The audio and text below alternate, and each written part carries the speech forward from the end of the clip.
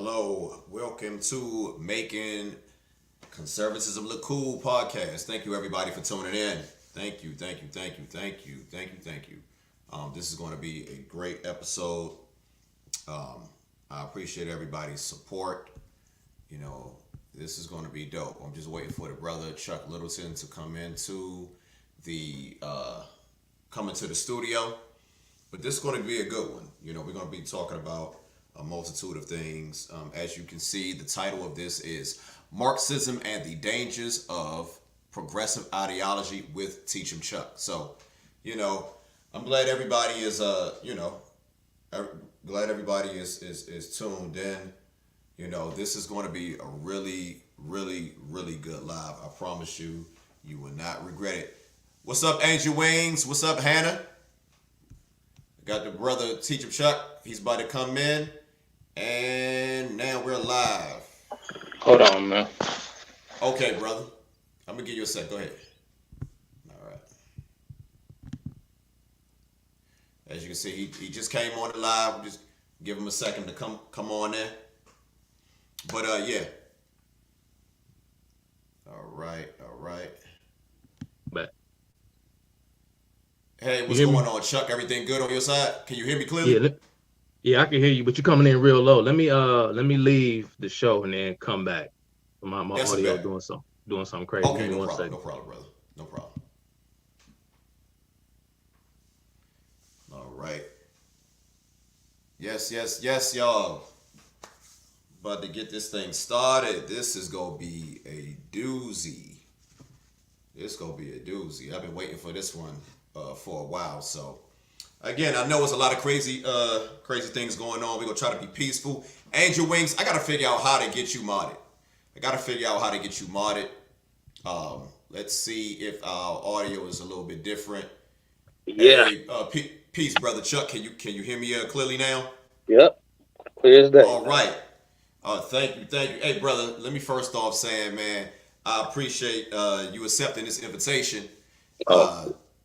You know, this is long overdue. You know, so let me, before we get started, let me just do the intro. So, everyone, welcome to the Making Conservatism Look Cool podcast with your host, myself, Malak Arif, and today I got one of the most fascinating gentlemen, one of the most fascinating intellectual brothers, man, I've ever came across in my life, man. And I know he's a very humble brother, but after this interview, you're going to see why I give this brother such acclaim. And with no further ado, welcome to the platform, Teach'em Chuck. What's going on, brother? Oh, man. Trying to push through, man. I had my son, he came home sick a couple of days ago. I don't know if you ever heard of this thing called it's called neurovirus. Most people just refer to it as stomach flu. I don't know. Everybody done had it, man, where you kind of just for a day, you just be throwing up and can't keep nothing down and you just be miserable. It wear off like that. It only lasts about a day. Right. But it's super contagious, man. My son came home with it. It was spreading, around, his friends at the school and stuff. And so now it's starting, and it hit my wife yesterday. Ooh. And she been out of commission, and now it's starting to hit me. So it's funny, man, like right before, literally, man, maybe about 15, 20 minutes ago, man, I was feeling the dry heaves kind of coming up. So, but I'm gonna push through though, man. You know, I'm a consummate professional. You know, I gave you my word. I had already posted on my stories, on my feed. I say, man, I can't reschedule. I can't cancel now. So I'm gonna go ahead and push through. You know, I'm good, man. You know, for some reason, like, it's little stuff like this don't hit me the way, I know. I'm the same way. Like, I'm a what you call a germaphobe. So I pretty much try to stay away, from a lot of the different virus, man. Try to eat right, try to take care of myself. So when something does hit me, man, it kind of throws me off, man, because you feel like, man, I worked so hard to circumvent things like that, man. But I appreciate your time, man. I'm not going to try to hold you here. We have a lot to unpack, and again, it is duly an honor and a privilege, man, to have you on the platform. Because one thing I know about you, Chuck, what I do know about you, You don't do a lot of interviews, man. You don't do it, and I'm not saying it. Let me be clear. I'm not saying that to say that Chuck thinks he's above everybody. You know, his time is very valuable, like the rest of ours, and he's not obligated to spend his time, you know, talking with brothers like myself or anyone. You know, he has a family, he has a career that he, you know, that you prioritize. So, with all that being said, man, I can't say it enough. I just appreciate you coming to the platform, man. No problem. And it won't be the last time. You know, it won't be the last. Trust me. No Godwin. doubt. Well, now hey man, words can't explain, man. I appreciate that. So Chuck, I want you know one thing. Like I said, man, I find you. It's funny, man. We're around the same age. I don't want to tell your age, but I'm 43. I'm 40. And as I get older, I notice, man, I'm learning so many things that I felt like I should have learned when I was much younger. And when I came across your page, man, you know, sometimes we feel like we have all the answers, man. Like we feel that we reached this certain plateau in life where, you know, all the not, you know, the knowledge that we are obtaining now is pretty much just cherry, you know, it's icing on the cake. We've pretty much learned everything that we need to learn. So with that being said, I came across your platform, and brother, I know you're a humble guy, man, but I'm gonna say this, man. I was truly blown away, man. I've never met quite an individual like you, man. So I say that to say this, Chuck. Where did this start? You know, how does a black man from Detroit, Michigan, come into this type of knowledge? hmm Well, I simply, you know, I just kind of followed the evidence, you know, wherever it led, and you know, I just, you know, wound up here. You know, I was one of those people, man, that always had a fascination for just, you know, I wanted to. I don't know. I don't mean to sound all new agey or anything like that, but you know, I don't know if it's the Aquarius in me. I don't know, but I always had like Hold this on, hold on. You January? February. February. Okay, I'm January. Okay, yeah, man. So I've always had this rebellious kind of a streak about me, and you know, my whole thing, you know, from the time I was a small child, you know, was you hear this word being thrown around a lot today, right? Fairness. You know, I Right. kind of had this curious mind. You know, I was Mm. this, almost a social justice warrior in a sense before I even knew what the word meant. And so, you know, I had, you know, like many of folk, they have, you know, ambitions and goals. You know, some people want to be, you know, a lot of young people have dreams of being professional athletes or entertainers, or, you know, some people have, young people have, you know, fantasies and ambitions about being, you know, normal kind of everyday things, lawyers, doctors, etc. Right. But I didn't quite know what I wanted to do, but you know, I wanted to make an impact. You know, I wanted to make a difference in the world, right? Like so many people. And so I wanted to find a way to like change the world, right, for the better. Okay. And I sort of being a product of I guess modernity or a product of the a product of the Enlightenment, of the 18th century Enlightenment, like so many of us. For me, and what I mean by that is, for me, all of the troubles that I gleaned from my For me, and what I mean by that is, for me, all of the. I'm sorry. That's my YouTube. Like I got it playing. Go ahead. look I good. apologize. Yep. Sorry And about so that. when I glanced out right over the landscape that is the world, Okay. you know, for me, it posed a challenge in my mind. It was like, well, you know, what can we, or what can I do to help, you know, alleviate the suffering in the world? So, and not to mention, of course, with the racial demagoguery that you know, when you grow up, you know, black in the United States, right? You know, similar experiences, although we're from different regions of the country, similar Right. experience. You know, No you're doubt. told, you know, we listen to a lot of the same music, watch a lot of the same films. We're told a lot of the same stories by, you know, our elders, right? The Generation Xers and the baby boomers were warning us Correct. about, you know, the pitfalls of racism and the white man. And so, I had that whole thing baked in. And so for me, it was like, okay, I see myself as part of a team, quote unquote. Mm. And seeing as how I have to represent for my team, if I'm going to try and mount some kind of defense for why things are the way are, or to even mount an offense to go about, changing the world in some way, I had to get to the bottom of what was going on. And so that kind of sparked my intellectual curiosity and me wanting to learn and wanting to know about the world, because, I'll always, for whatever reason, I just kind of fashioned myself as this as a problem solver, somebody who wanted to fix things. And now, of course, I'm older and wiser. I understand the folly in the way I was thinking when I was younger, and nobody was there to kind of, reel me in. But that's kind of how I got here, because I started out. It's funny because I figured you would ask that question, and I told myself that I wanted to bring up just a few stashes, some of my boxes of some of my books, because people like you and I, they call us names and accuse us of being all these crazy things, as if Right. like we cornballs or something. I hate to kind of say that, because, Right. being hip or cool, or, being up on the latest fashion, or saying that, Right. you grew up in a certain neighborhood doesn't make you someone. It doesn't make you a man. Certainly, it doesn't make you somebody. That's a fact. But, I'm just kind of playing their game, right? And saying, well, you and I mean, I don't know who they think they, who they think is paying Nah, me, that's a who fact. they think I sold out to. Yeah. Yeah. I don't know what I need to do, how many obituaries that I have stashed away from my homies that have lost their lives in the streets. I don't know how many Right. obituaries I need to show you, how many rap lyrics I need to quote to Right. show you.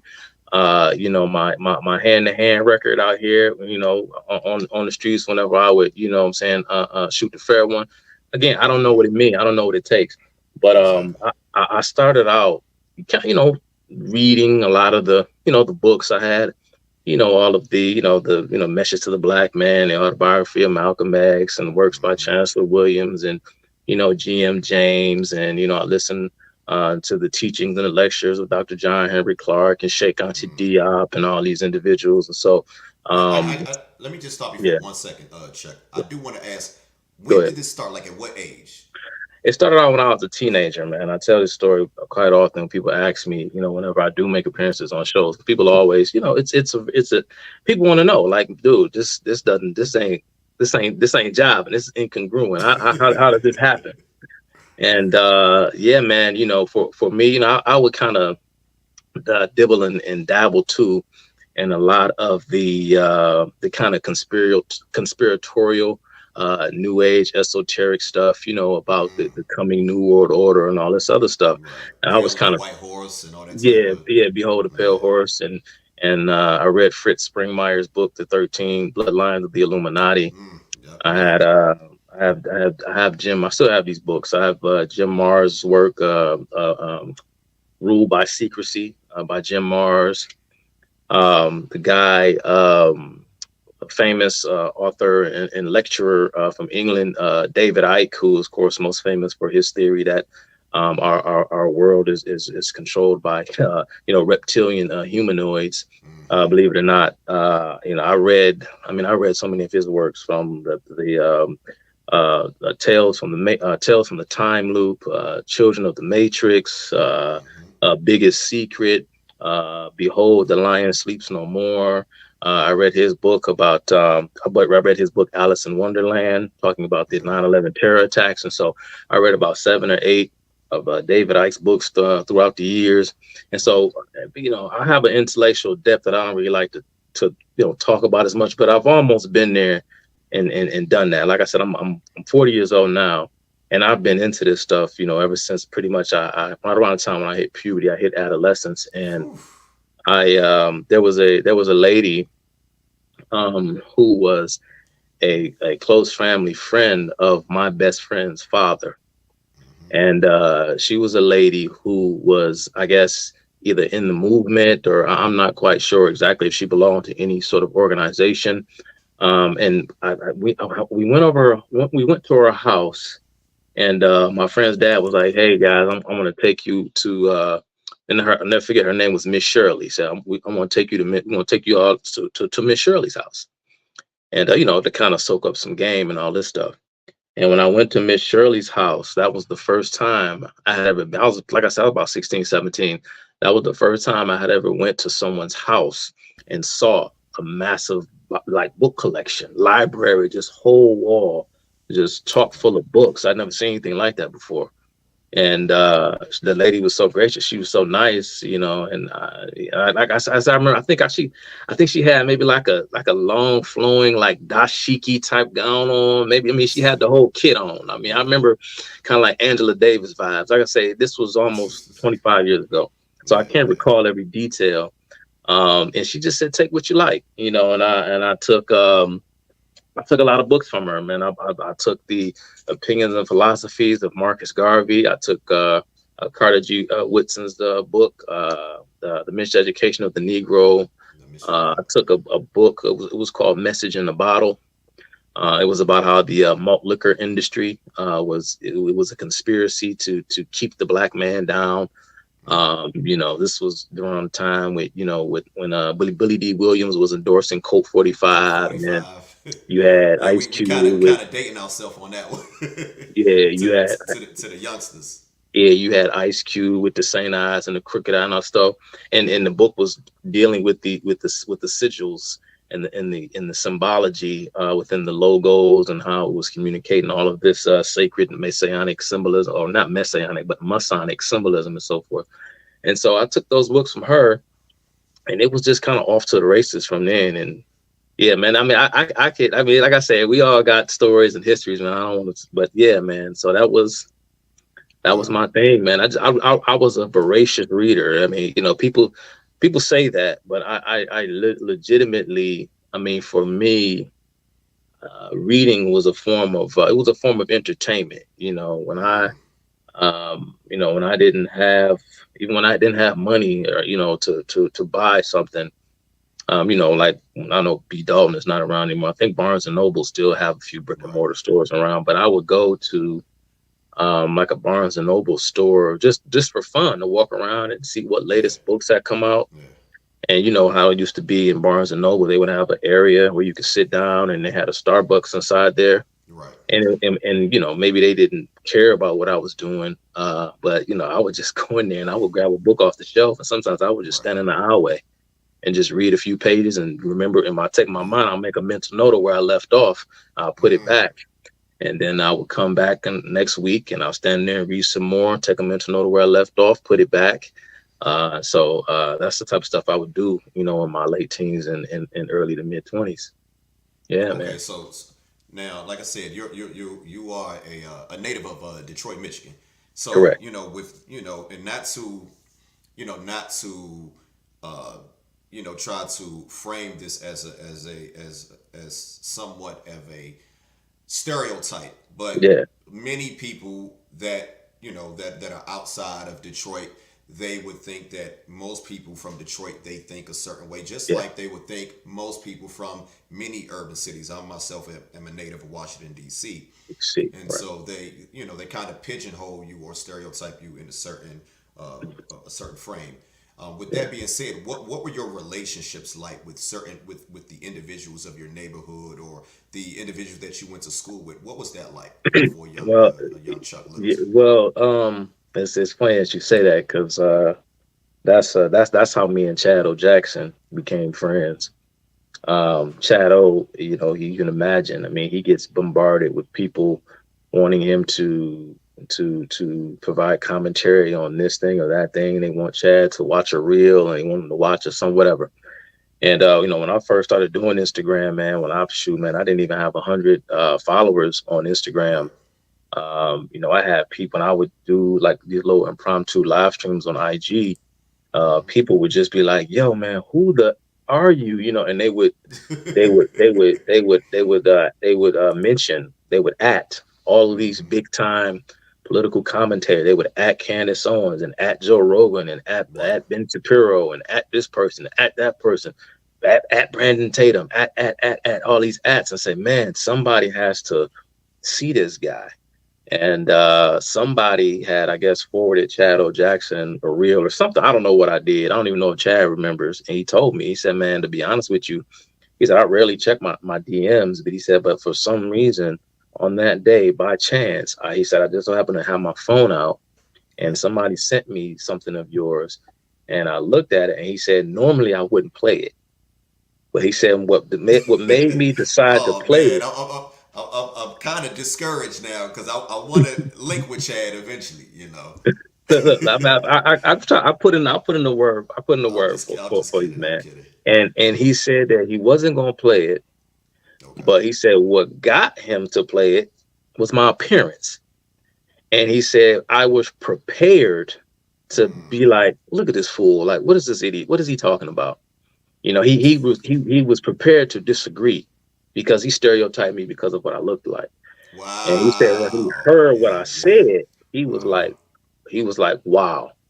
And at that time, I had seen, of course, I had a physical copy of Uncle Tom, the original.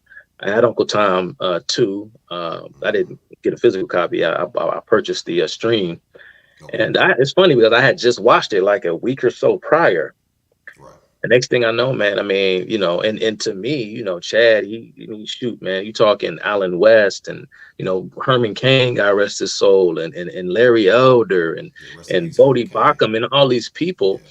And they're in this film and it's produced by this guy named Chad O. Jackson. And so when he reached out to me, I'm like, man, what the heck Chad want to talk to me for? I was very, very honored. And so, like I said, about a week after I watched Uncle Tom 2, is when I got a notification from him, and it was a blue check mark. So I was like, okay, this must be the real guy. I mean, who would be imitating Chad anyway?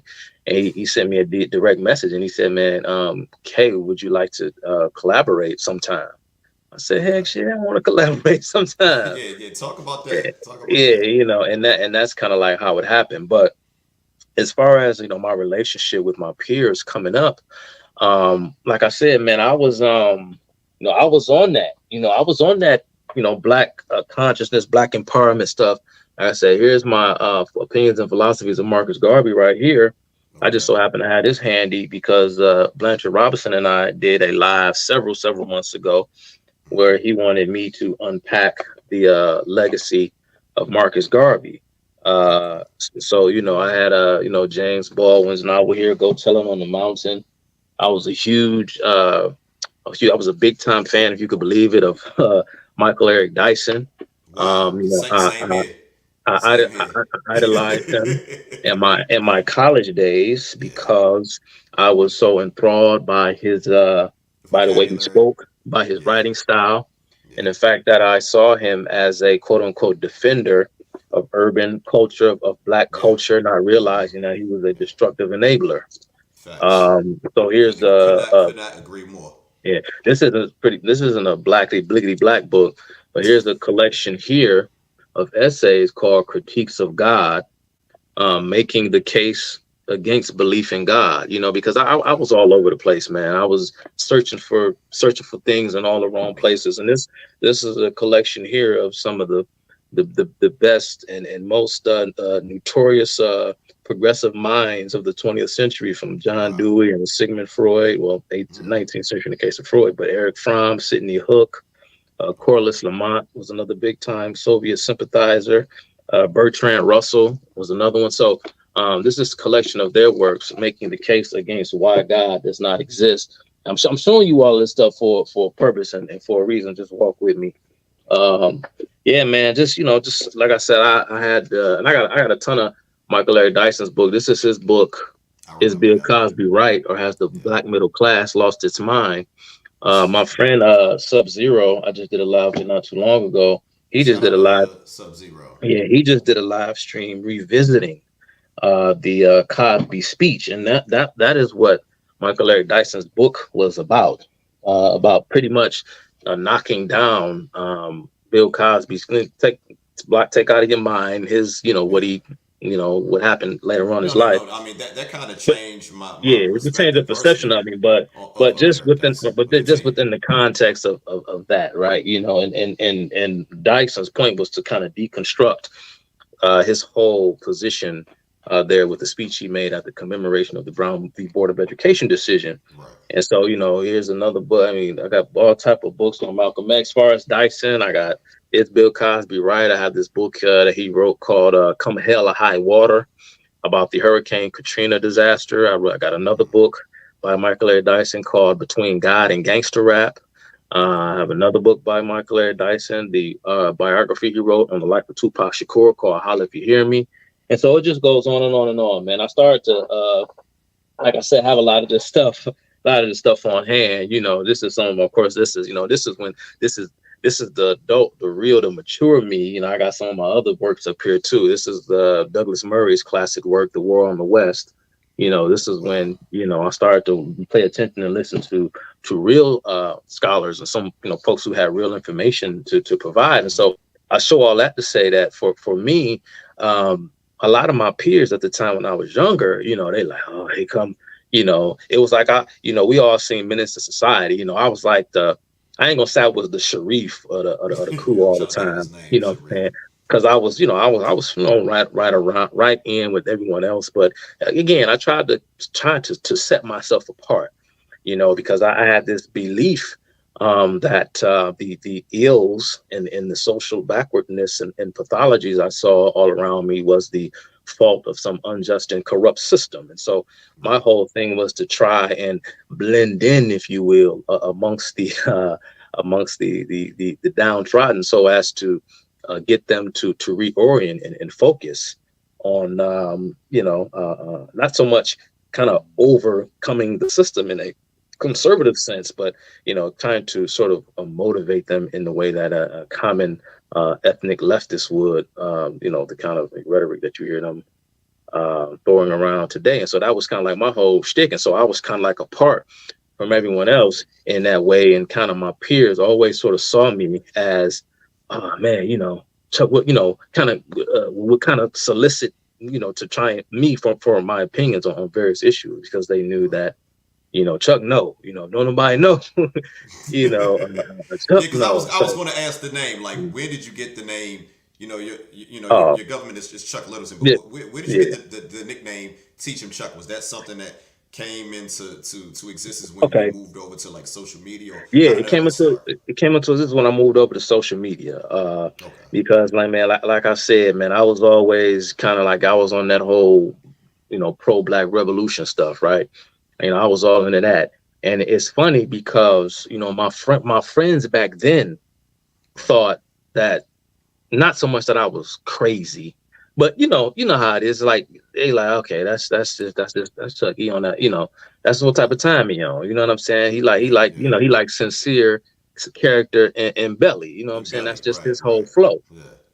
You know what I'm saying? And then now that I am where I am now, it's like there's still this disconnect. It was a disconnect back then because see, Mm. a lot of people say these things about being oppressed and racism, white supremacy, and being black, but they never actually put the work in to try to figure out and try to understand what it means and right, try to understand what these people are saying. Yes, And sir. they didn't care. They will tell you about, oppression and the black man and white Right. supremacy and so on and so forth. They would tell you that, but they weren't doing any reading. They weren't doing Right. any studying. They just Right. talked about it.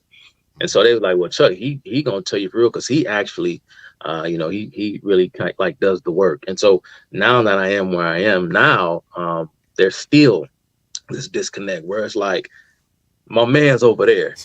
Right. I run into people. Sometimes I run into cats on the street who follow me on Instagram and or follow my YouTube, and they always tell me, they give me encouragement.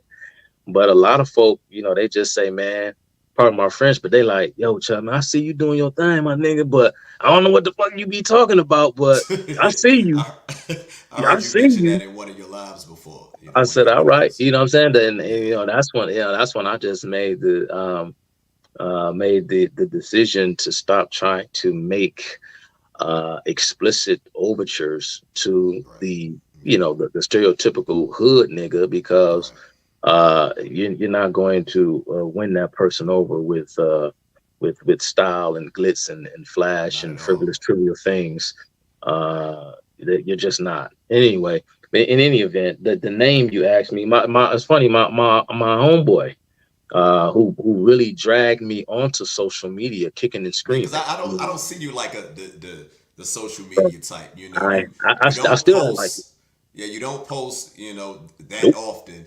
nope. And but that's the thing, Chuck. You know, this is it's sort of like you have a mystique about you. You Yeah, know, thank you, man. I you take know that as a because you don't. compliment. Yeah, And you know what, I still don't like it. I cannot. No offense to anybody. I met some great people on social media. You know, you being one of them. But I don't I like it. appreciate that. I No, don't I'm like. the same way. I don't like I just social do media. it. I I just was do it yeah, just to push the just to get the yeah. information out there. But My I mean, other yeah, than that, I feel you. you know, it was kind of almost like a call to arms. You either speak now or forever hold your peace. You know what I That's mean? a You don't fact. want to look back and say, you know, maybe, you know, what could I have done, right? You know, I know Exactly. it sounds cliche, but that's sort of Right. like what I was thinking as I began to really see the country in like basic free for all. It was pretty much in free for all, and so it's like if I have something to say, I need to step up and say it. You know, and my best friend, we had this podcast we were doing together for a brief moment, and we recorded maybe like 3 or 4 episodes, and then you know, my homie, you know, he real slick, you know, I think he did it on purpose. And once he kind of got me in the mode of it, because he always told me, he said, man, no, he said, you're the show, you're the main attraction on the show. He said, I'm Right. just here to pretty much like show people your human side. You know, 'cause it was fun because he kind of like almost was like my image, not so much image consultant, because nothing fake about me, but Right. it was almost like he was trying to market me in a certain way, because he was telling me, Chuck, you don't understand. I'm in the street. I'm talking to the brother. They want it. They want the knowledge. He's telling me they want it. I said, okay, I'm gonna trust you. I'm gonna believe what you say now. And he would tell Okay. me, my listen. All right. He would say my purpose. He said, because I don't want Yeah. you going before them, coming off as though, you know, you're kind of here and everyone's Right. down there. Not in terms of Yeah. just my overall No, my overall disposition, but just, right. you know, what I'm saying. And so Right. he said, man, you can't really speak to people in this scholastic sort of a way. You know what I mean? It's not going to resonate because they don't know what you're talking about. If you go back to But listen, real quick, don't forget your train of thought. go I just ahead. want to ask you a quick question. Do you feel that it's an arduous task, like trying to convey your message to people who are used to receiving things a certain way? I just wanted to ask that. Say that one more time.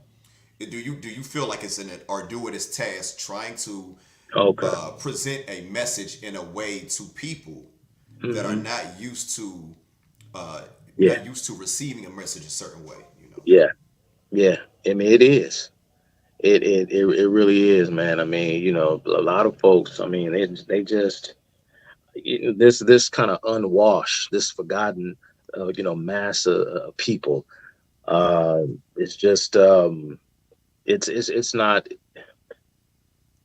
It won't work. And I listen, and I have to convince my. I You have know to. what? A lot of people would say, "Oh, you're being a pessimist. You're being cynical." But you know, expound on that.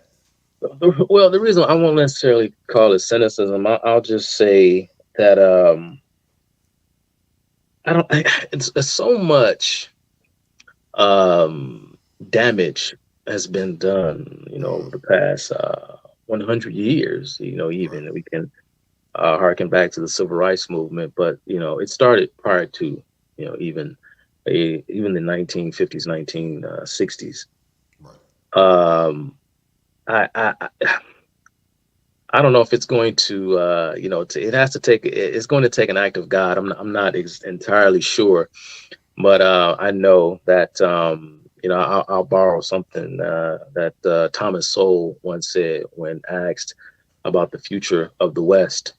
Right. And he says that unfortunately he believes that the West cannot be saved. He said, but the only good news is that it hasn't happened yet. Mm. And he goes on in another essay to say that even a slight gust of wind can change the trajectory of a bullet. And so, Mm. whatever little bit of hope you have, it's worth holding on to. Right. No matter how much that small slither Right. of hope, from George Washington being stranded at Valley Forge, or Exactly. the Allied forces at the Battle of Midway. When it looked like all hope was lost, Japan and Imperial Japan and Nazi Germany, at the time had surpassed even the British Empire's naval Right. capabilities. Many would argue, and all when it seemed that all was lost, the tides can turn.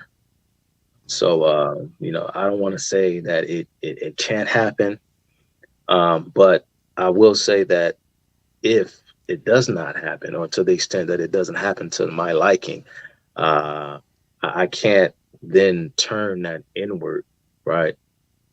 So as to, I guess, view myself as some sort of failure, because I don't do this with any hubris or sense of, I don't know, ambition, I suppose. I just try to get up every day, focused on doing the right thing. And that's all I can hope for. Let the chips fall where they may. Someone else's, I guess, a liberation from stupidity, or of course even the salvation of their souls, to speak about it spiritually. Uh, that's up to them. That's up to Exactly. them. I I can agree. be a positive, a voice in the sea of peoples who think that they have an opinion of sorts that's worth hearing. The And Dante's Inferno. That's what I yeah, call it. I just let the chips fall where they may, man. So, but yeah, but my homie, he gave me, he told me that, yeah, you're gonna go online, you're gonna start an Instagram page, and then your name and call it Teach 'em Chuck. I said, all right, man. I just did what he told me to do, because like I said, I didn't want to do social media, but he Yeah. told me, he said, man, if we're gonna do this podcast together, he said, I want you to control, I want you to run the Instagram page, Okay. because you're the one with the knowledge. And and he kind of was like, my not, I don't want to say like a sidekick, but almost in that way. If you go to like my some of my earlier videos on my YouTube page, and you can hear like banter from people off camera, Yeah. uh I remember. I that's remember that's my homie. that. And he a You was bad raw. You was influence. raw. You was raw back Yeah, then. yeah, because I was With more, and that's when I realized, yeah. I said, man, nah, bro, like I gotta start moving in this direction a little bit more, because I can't stay Yeah. wallowed down here, man, because I'm Yeah. trying to do it your way. I'm trying to appeal to the hood, and Yeah. I don't see it working, man, Yeah. because a lot of these people, they just too far gone. I can't. Right. Just me. Maybe I'm just not gifted in this way, but I'm really not good at talking down to Right. people. And I It's don't just feel like, like me personally, I feel that that is a that's sort of like a form of compromising, yeah, and I can't do it. who wants to capitulate to a audience who's not going to view your perspective in a organic way anyway. So that's how Right. I look at it. Again, you being on my platform, everybody that comes here, man, these are people that that I share a genuine interest. This is not I'm not incentivizing highlighting the people for views and money. These are people that I genuinely respect. Yeah, So yeah, with that being said, Chuck, I appreciate you all day. for staying on the the straight and And narrow as far yep, as like your yeah, ideology. and I was getting, people was in my DMs, older people old enough to be, my mother, maybe even old Right. enough to be my grandmother just passed last year. She was in her 90s, but old enough to be my Sorry to hear that. mother. People DMing me, man, like, thanks. DMing me like, hey, young man, you got something special, and man, so many, young men your age and younger need to hear what you have to say. And they would just say, oh man, thank you so much for putting this information out. But I just wish you would just tone it down a little bit, Yeah, it was low. a lot of the cursing and stuff. Yeah, And I got that. Seriously, I yeah, received messages like that about 3 or 4 times. So I yeah, said, why am yeah. I trying to cater to a market that I don't even think exists? Mm, And why don't I try to, appeal to the people that are actually listening? yeah, Because yeah. I can go on the street and kick it with the homies, or Right. I can go into a Yeah, classroom, or go into a ballroom, or sit at a table amongst right. white collar individuals, and fit right in. So Right. why do I have to try to, pander to those folks to try to enlighten them politically, and so they, Yeah. try and save the hood, save the community? I don't care to do that. Right. No, I totally agree. I love the way you handle that situation. So Chuck, I want to fast forward a little bit. This is something I really wanted to talk about. I wrote a couple quotes. Like I said, you said you've been a voracious Yeah, reader. I yeah, mean, the same way I would use that word also describe me, as far as me hmm studying your content, and not yeah. just your Okay. content, but a lot of different individuals. Because again, I find you a very fascinating person. And what I noticed, I wrote down a few quotes, and this quote really stood out to me. And you once said, "Communism is the greatest story of the 20th century." Now, Mhm. explain that, because the title of this actual show is Marxism and the Dangers of Progressive Ideology.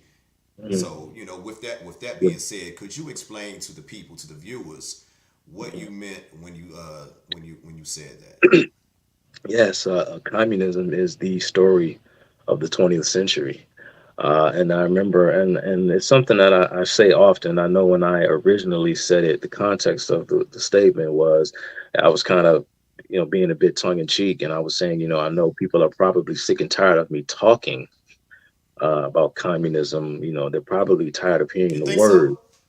Like I said, this was just kind of me just being, just kind of going off the cuff. Right. Uh, Gotcha. yeah, for me, it's like you would think everybody would know, but everybody doesn't know. Even if they've heard the word, they might not fully understand the breadth of it. They may not understand the depths of communism's depravity. They may not understand what it means, and they may not even understand exactly how big a role the Communist Party played, not just in the affairs of the United States, but the affairs of the world over. When I said communism is the story of the 20th century, of course, you're thinking about the 1910s and the late 1930s. You're talking about, two world wars. And with the conference at Yalta, arguably sparked the beginning of the Cold War. And so you saw this Russian, this kind of Soviet buildup going back to the 1800s, leading up to not the 1917 Bolshevik Revolution, but the 1905 October Right. Revolution in 1905. And so you kind of had this rising sentiment as a result, I like to say, of the failures, if you will, of classical liberalism or 18th century enlightenment, or the 18th century enlightenment that attempted to the worst of it, attempted to uh, sort of liberate man from suffering by liberating him, if you will, from his superstitions. Because it was this kind of medieval thoughtlessness, to use a quote of Karl Marx with respect to his description of religion, is kind of to rid man of medieval thoughtlessness. And in so doing, we could, hence the title of the live stream, progress, if you will, ourselves to the end of history based upon this ever expanding understanding of the natural world around us. And so all Right. that we needed to do was sort of embrace, if you will, the power, the inherent power of man's own ability to reason, the inherent power in his own intellect. And so what you had, not with Western liberalism, with Soviet communism, and with fascism and National Socialism in Germany and Italy, what you have, I like to borrow a sentiment of Archbishop Fulton Sheen when he says that what you had with those particular systems is secularism made flesh, the same way in which the word was made flesh. Right. You had secularism made flesh with the rise of these tyrannical dictatorial regimes in the early 20th century. And so, in spite of whatever system that you're talking about, fascism, communism, etc., both of those systems you can place under the overall umbrella, if you will, of this whole notion of progressivism, right? This kind of historical progression as mankind, as we progress through these various sets of crises. And you can imagine what it was like during that particular time with the First World War, the Great Depression sandwiched in between that, and then you bring in World War II. Many of folk were clamoring on to these ideas, particularly in the academies and the schools. They referred to this as the Great Drift after World War One, when you had a lot of sort of like academic liberals and members of of America's student population across the gamut, especially up in the Northeast and Ivy League and other places, or particularly there, you began to see many folks embrace communism as an ideology, and many after World War II came to a conclusion, outright joined the ranks of the Communist Party. And so everything that I guess sort of transpired, if you will, from a geopolitical point of view, can best be understood when we consider the the efforts and the goals of the international communist movement, whose vanguard, or the stronghold of the international proletariat was in Moscow, versus the foreign policy initiatives of the United States. Everything as far as geopolitics are concerned, and in other ways, culture, etc., all of that simply sort of flows downstream from this 50-year standoff, this 50-year nuclear standoff between the Soviet Union and the United States. It's almost impossible not to understand the 20th century without that reality as its backdrop. Now talk about like you said, you talk about how all of these things affected the world globally, but a lot Mhm. of people do not understand or may not know the etymology of communism. So shed a Mhm. little background on Okay. Karl Marx, if you may. Right. Well, well, Karl Marx. A lot of people. I mean, Karl Marx is regarded as the father or founder of critical theory. Or they call it critical theory, or conflict theory is another word that they have for it. But communism, as an idea, of course, it didn't originate with Marx and Engels. Hmm. A lot of these the system of communism. It's kind of difficult to really put your finger on precisely where it all began, without getting, I guess, spiritual, right? And you want Right. to go into, because even I think it was the great Bella Dodd.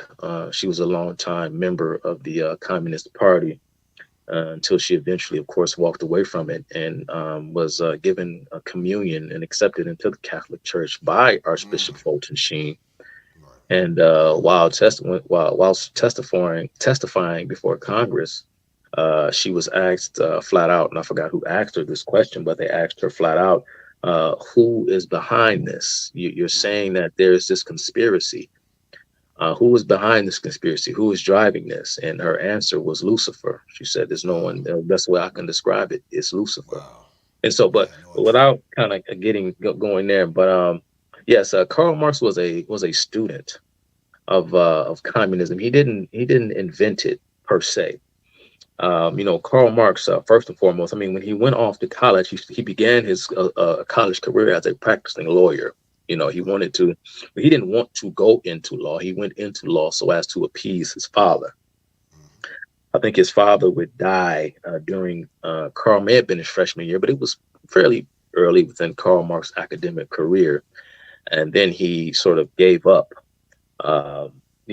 this notion of becoming a lawyer because his father was a lawyer.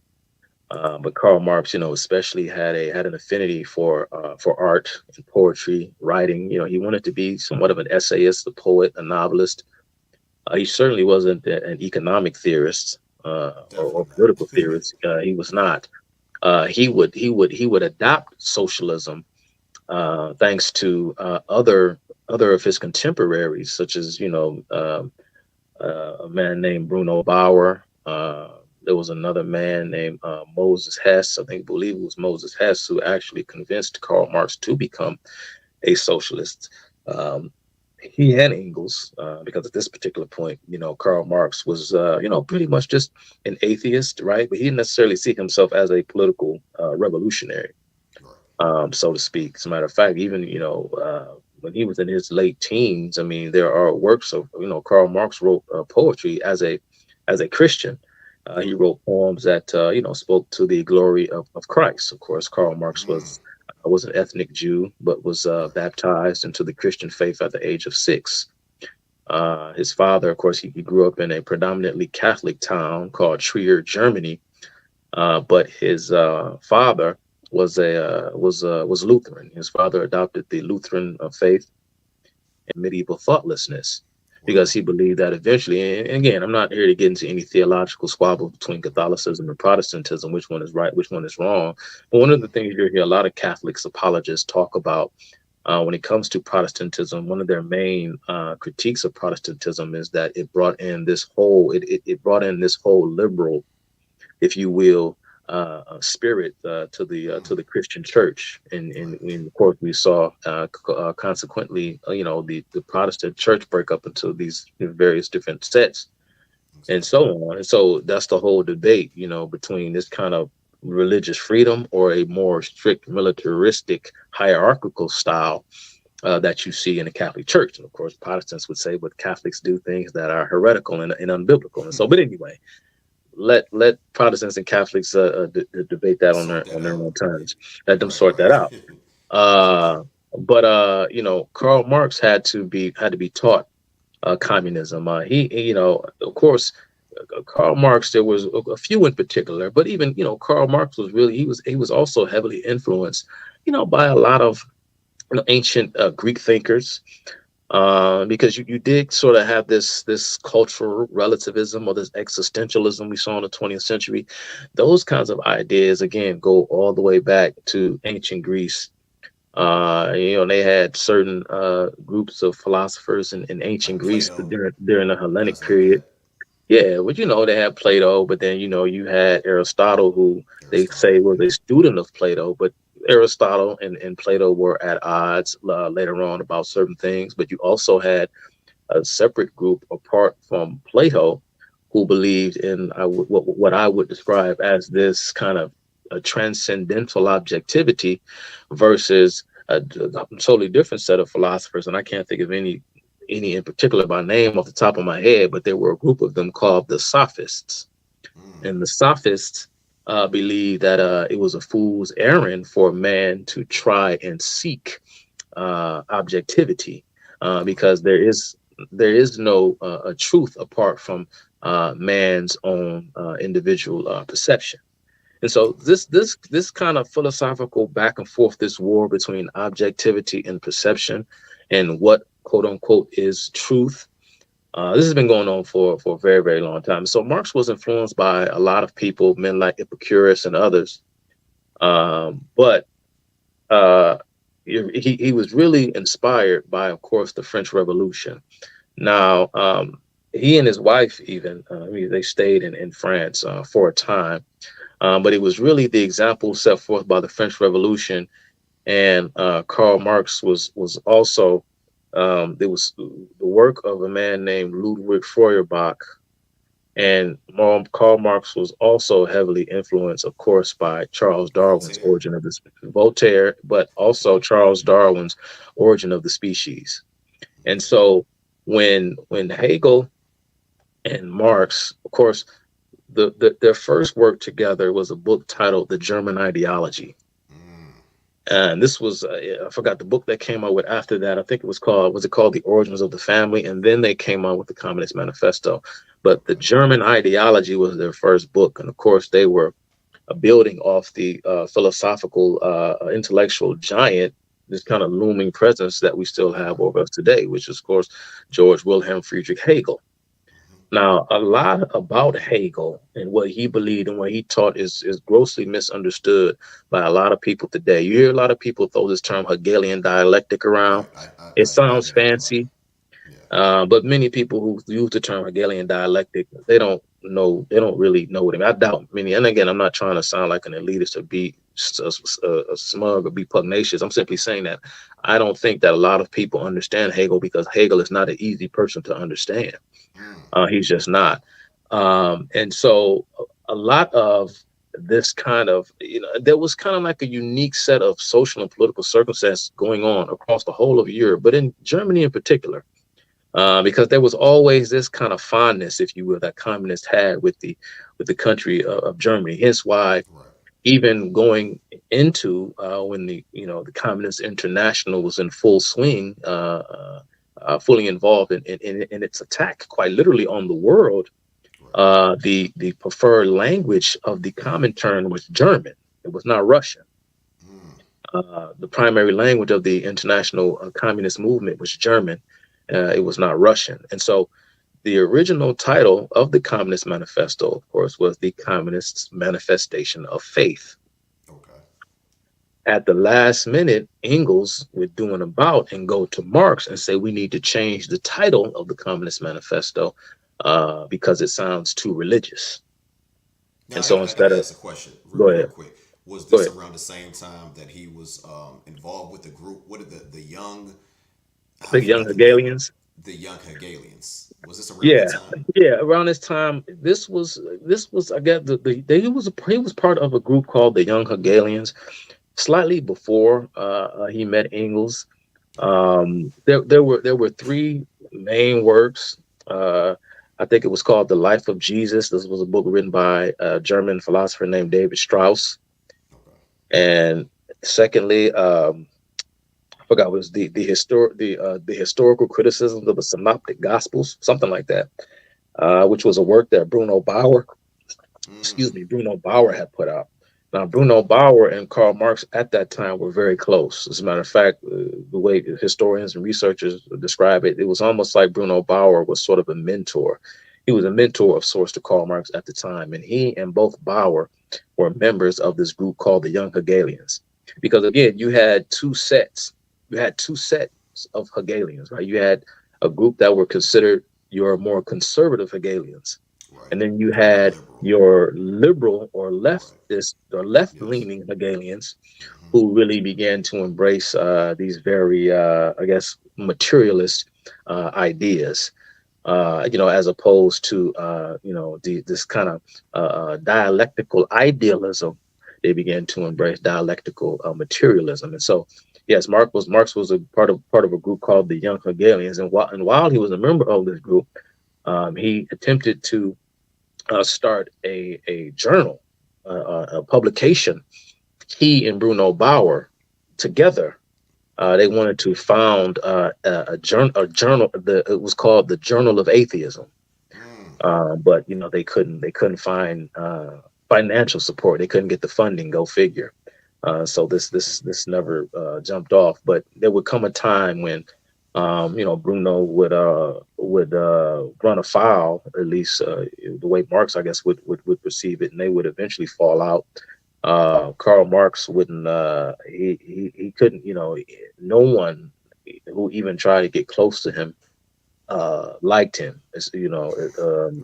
Seems as though Friedrich Engels was the only friend that he ever had who stayed loyal to him for the rest of his life. Of course, even Engels, even I'm pretty sure even took took credit for a child that wasn't his, Exactly. That was very because disgusting. Karl Marx had impregnated his maidservant, Hmm. which again, which is a strange thing. This sort of strange relationship that these Marxists have with sex, family, and Right. relationships. Oftentimes, you'll Yeah. find out that they are married, they do have children. Yeah. But it just begs the question for me, that why would someone in Karl Marx even care enough to hide an illegitimate child from his wife, if there Right. is in fact no a moral hierarchy or something that And is that's the the problem that I ultimate, have with right? him. the ultimate personification Yeah. of what is good and what is decent. He had to have known that he'd done something wrong. So all of this talk of just eschewing morality is just, it's just crazy. Even Karl Marx himself couldn't live up to it. And so yes, the young Hegelians were a group of radical Hegelians, because as Now much Marx black. was no Marx Go was ahead. more on the left leaning Left. side of the Yeah, yes, he was more on influence. the left, and said because even Hegel, I guess, didn't go far enough. It comes a time when even Hegel was called a reactionary. Bruno Bauer was called a reactionary by Karl Marx. I forgot who it was. It may have been a man named Moses Hess who once said of Karl Marx that I'm trying to remember what he said. He said that in order for Marx to tolerate you, you have to virtually worship him, Wow, or else he was a true yeah, or narcissist. yeah, or else he would True, have nothing yeah, but pity and contempt for you. I forgot exactly wow, how the saying goes, yeah. but He was yeah, not just he wasn't not just a narcissist.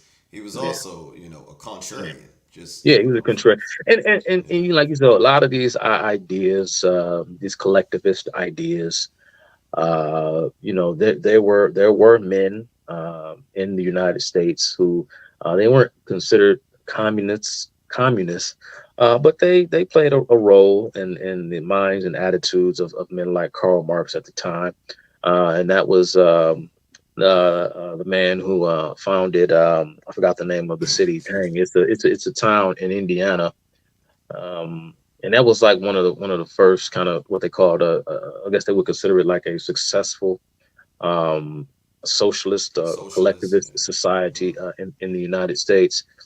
Um, his name was I forget his name on the top of my head. Dang, I'm having a brain freeze. And Karl Marx knew of him. You can look it up. It's a town in Indiana. And there was another, and they called them I never knew utopians. that. Wow. Yeah, they called them utopians at the I time. There was didn't I a didn't know he had any influences from the from the Yeah, there, West. there was another one named I'll have his name for you in a second. There was another man named John Humphrey Noyes. John Okay. Humphrey Noyes was another American colonist who believed in a lot of these socialist utopian ideas. And of course, Karl Marx would say, they had the right ideas starting out, but they didn't quite fully understand what exactly was needed in order to bring about this, you know, pretty much Karl Marx, he called for violence. He called for more aggressive action, Mm. which I guess some of the American utopians, as they called them, like I said back then, did not. And so there lies the difference. But yeah, I got to. Karl Marx. Yeah. I want to ask this question. When I think of communism and I think of how it has Mhm. proliferated, throughout society, not just the West. I always my what I always find very fascinating, like why do people, not just people Mhm. in general, but specifically, why do Black people have a problem with uh, identifying communism? What's that all about? Um, no, yeah, the man's name who founded the town is called New Harmony. So when you have time, you can look up New Harmony, Indiana. The founder of New Harmony, Indiana, was a man named Robert Owen. Okay, Robert I Owen. said Robert Owen. Anyway, you say why do they have a hard time like Yeah, why do identifying it? many people? Yeah, what is people's fascination with communism and with these Uh, socialist ideas? Because when you bla think bl of communism, it's not something that was started with Karl Marx. Some mhm, people would say a feudalist or a monarchy is somewhat similar yeah. to a communism, but there is some differences. So back to Mhm. my original question: why do you think people have this problem identifying communism? Simple. I just don't think. I mean, it's just a lack of education. It's a lack of education, and I think that Americans have been, largely protected by the nuclear umbrella, so to speak. Mm. We've been, when I say the nuclear umbrella, and I mean it in a more general sense, because Right. we don't have a monopoly on the on nuclear weaponry any longer, thanks, of course, to the Soviet spies at work Soviet, in the right. United States. Hmm. But just the very fact that our military might, our military advantages has shielded us from the barbarism, if you will, on the international stage. And there's almost this, it's sort of like it's not so much the pitfalls of modernity, but this sort of leisure that we have, we don't really understand where these threats are coming from, because there is no serious attempt to maintain a sense of vigilance for the purpose of protecting our rights and our liberties. Because as you just mentioned, we talked about the days of monarchy and the feudal period and everything else. A lot of folks don't realize that for the better part of mankind's literal existence, that's the kind of life that he lived. What we are seeing here today is, I mean, people's century and a half, 2 centuries ago. I mean, they were to plop down here and now, they would be gassed. They couldn't imagine.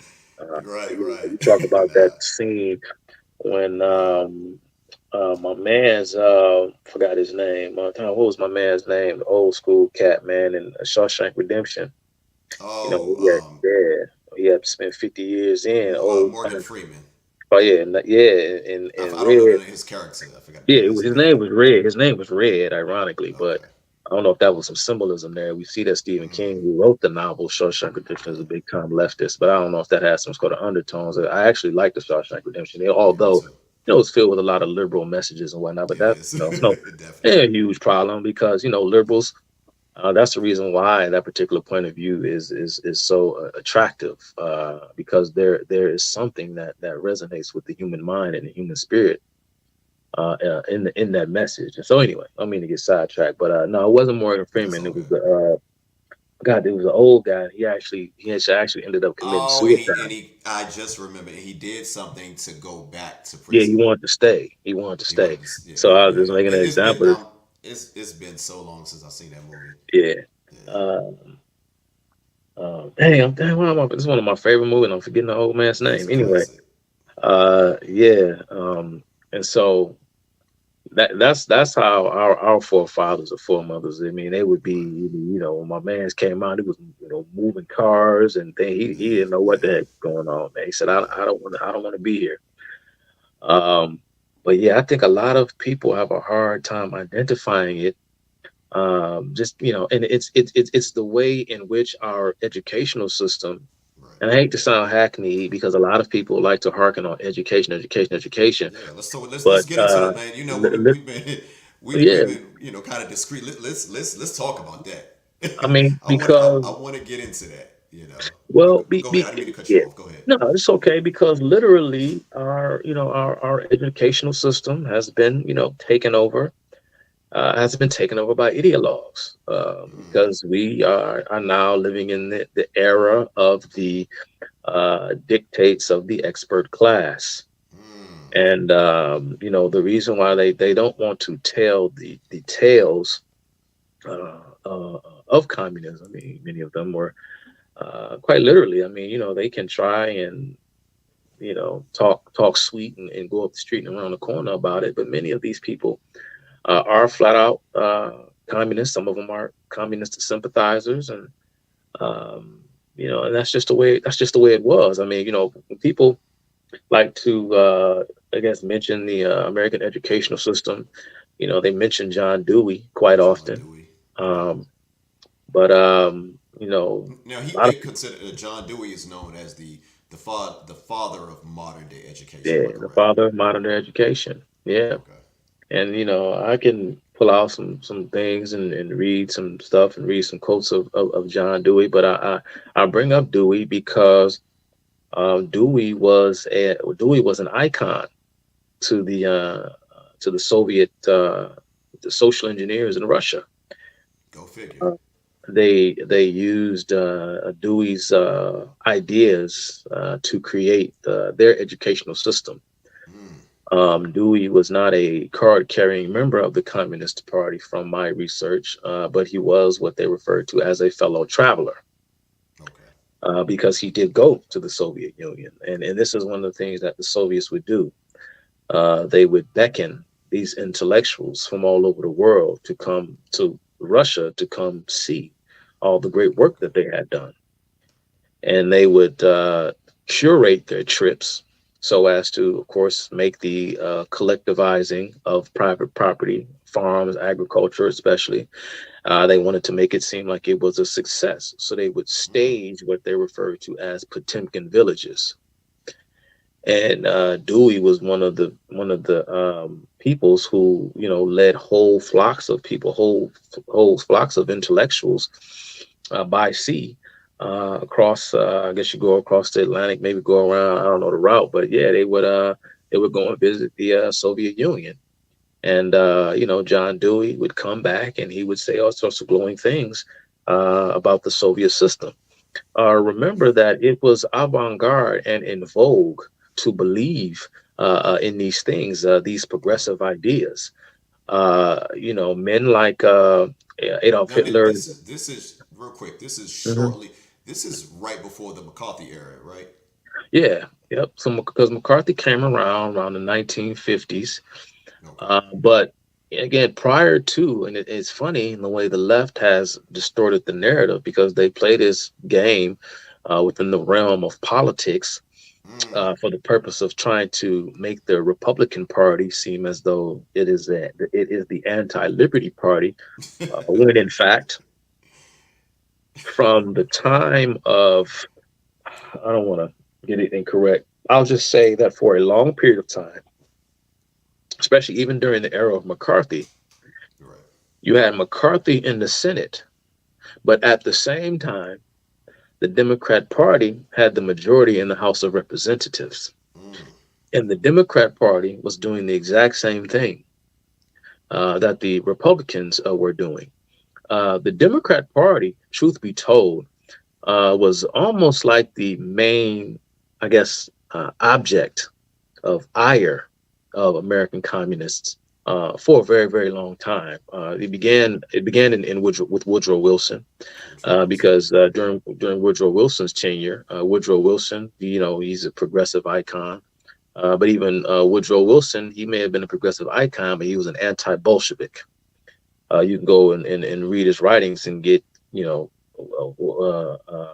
educate yourself as far as Woodrow Wilson's attitudes towards the Soviet Union. He was an anti-Bolshevik. I think he even sent troops to the United States to aid what they called the white forces uh, in America's Civil War, or in Russia's Civil War. I'm sorry, what they call the white forces versus the red forces. Right. Another a man who's like he is, speaking of the father of modern education, he is considered like the father of modern media, and that man is a man by the name of Walter Lippmann. Walter And Lippmann. when Walter Lippmann talked about the American media's coverage of the Russian Revolution, in his mind, because he conducted one of the first, and this was sometime in the 1920s, he conducted one of the first, I guess, studies of media coverage, right? And pretty much for his time called the media fake news, if you will, for Mm. trying to prop up, if you will, the white forces, Okay. because the United States had a vested interest in making sure that the Bolsheviks did not take over Russia for the purpose of trying to sort of keep Russia in its orbit, or keep Russia involved on its side in prosecuting Right. the First World War.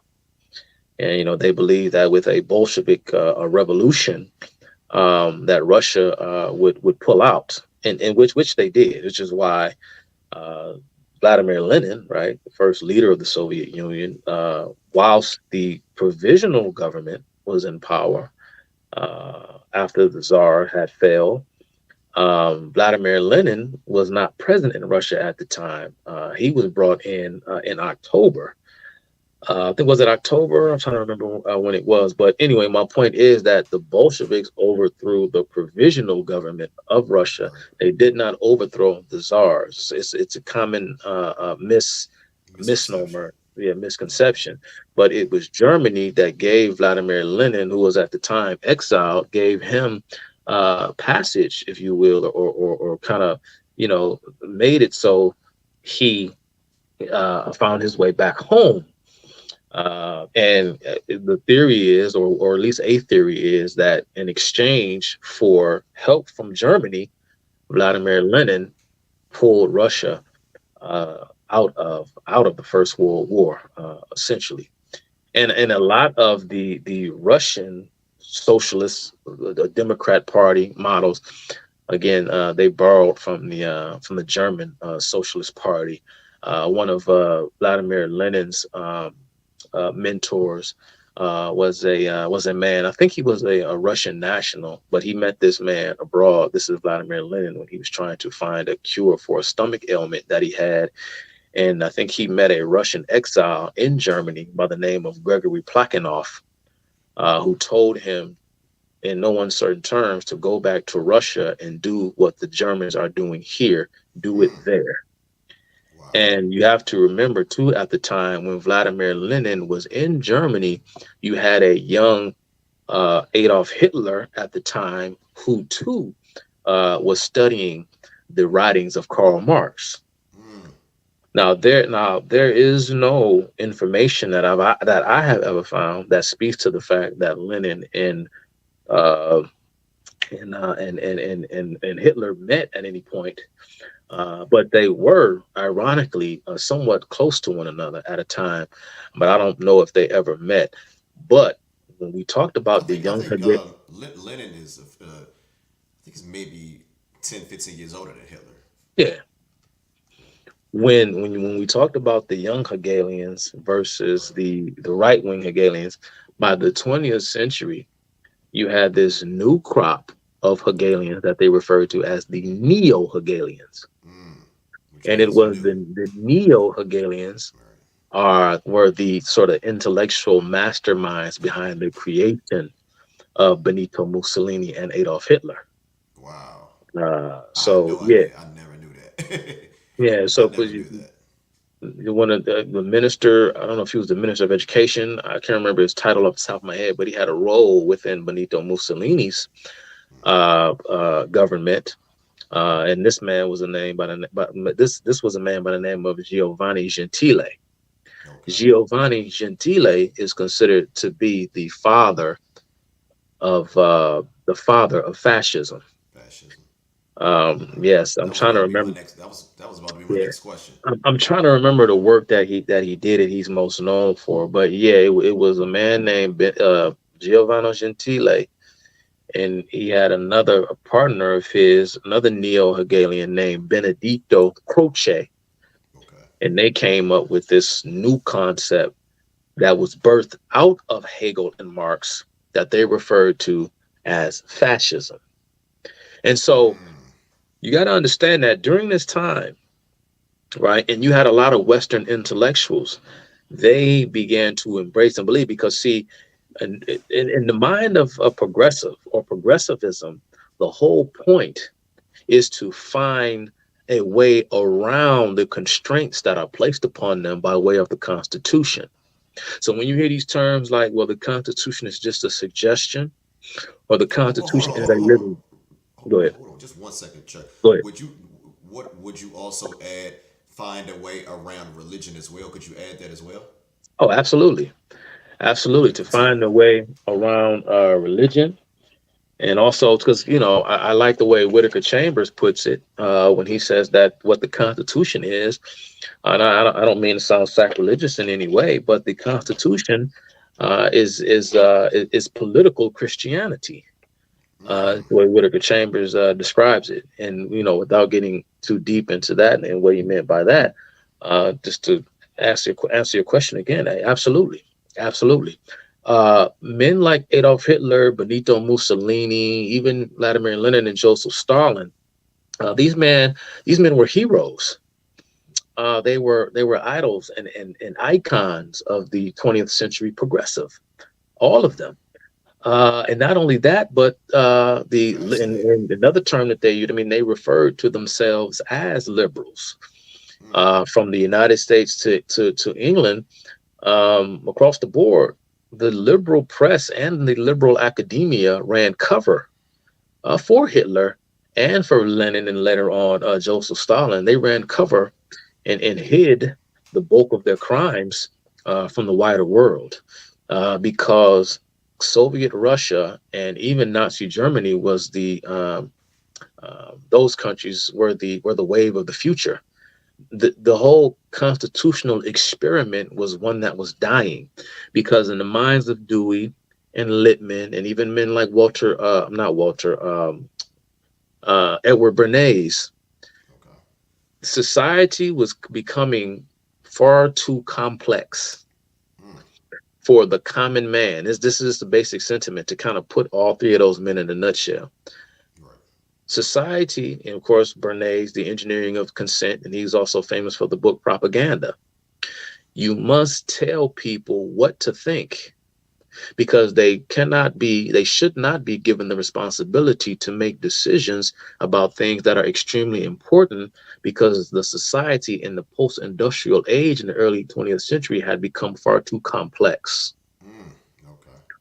So they must be stripped of certain rights, or their points of view must be engineered so that they may make the right decision. Because we Right. cannot give freedom and rights to the unwashed, because as a collective, all it takes is one individual to get out of step and ruin the plan for the rest of us because Right. all of us are trying to go Yeah. from here to there. Exactly. No. You see what I'm I hear saying? you. And so this is why go back to your original question. This is why people don't know and they don't realize or they don't know when to spot communism because it comes in various forms. And from the 1920s, at least, we've had an educational system here in the United States that has been partial and sympathetic to the statist agenda. They Okay. protect it. Well, you know what? There was a famous quote by the philosopher, I believe his name Herbert Marcuse, where he once Hmm. said, and I want to make sure that I quote this properly, Hmm. where he says, I want to get this. I saved this because I'm pretty sure you know this by heart. But he says, liberating tolerance. Then, this is one of his essays, and it said, liberating tolerance then would mean intolerance against movements from the right and toleration of movements from the left. Hmm. And when I read that, I just I never even heard of this guy Herbert Marcuse until I ended up watching one of your lives, and I just Um, just went down the rabbit hole, and it blew my mind that this guy would say something like this, and how people have taken that to mean something else entirely when it's pretty clear what he's saying to even somebody who was a novice in that type of literature like myself. But right. can you explain the philosophy of guys like Herbert Marcuse? Yeah, well, Marcuse, one of the noteworthy members of the notorious Frankfurt School. Uh, who I guess his most famous student would be Angela Davis. Angela Davis, yep. She was a student of Herbert Marcuse. Herbert Marcuse, he like you mentioned repressive tolerance, and this is one of the things that you hear when people talk about Herbert Marcuse, and I guess No, that's his that's a most book. That's the yeah. book that quote came out of. Mhm. Correct. Yeah, Okay. yeah, and I guess like well, what he meant by that is, and this is where we get the whole notion of political correctness. Right. People like to kind of break it up and like split hairs between this form of Marxism and that form. You have your Leninist Marxists, and then you later on have I guess like Maoism, right? Trotskyism. Yeah, and Trotskyism and all these kinds of things. Well, Marcuse and many people when they look to Mao, Mao, he was waging a Chinese war the, against the yeah Chinese dictator. Chinese dictator Mao Zedong. The four olds he was trying to get rid of, but he also talked about how what did he how did he phrase it and these people create cult of personalities around them, not even cult of personalities, but they are literally worshipped as gods, and of course, the educational system and their culture, right? That's Right. mandated by the state. Those responsible for putting out films, painting, music, and so on. Right. They can't do so without the permission of the state or their commission to put out certain projects on behalf of the state. And so you have, in the case of someone like Mao or even a Joseph Stalin, who was virtually worshipped as a god, people think, and even Even to this day, I was just to about to this say, even to day, this day. for all Lenin of this, too. I don't want to get, I don't want to get into, because I want to stay where we are. I don't want to get into any, modern day geopolitical controversies at the moment, but Right. you do see this kind of rising sympathy amongst what I call the neo-conservative populist coalition. You're Mm. starting to see this rise in support, or at least sympathy to some extent, for Vladimir Putin. And Russia, even to this day, 70% of Russians have a favorable opinion of Joseph Stalin right Wow. now. Right now. This guy has literally killed millions of people. Yeah, right now.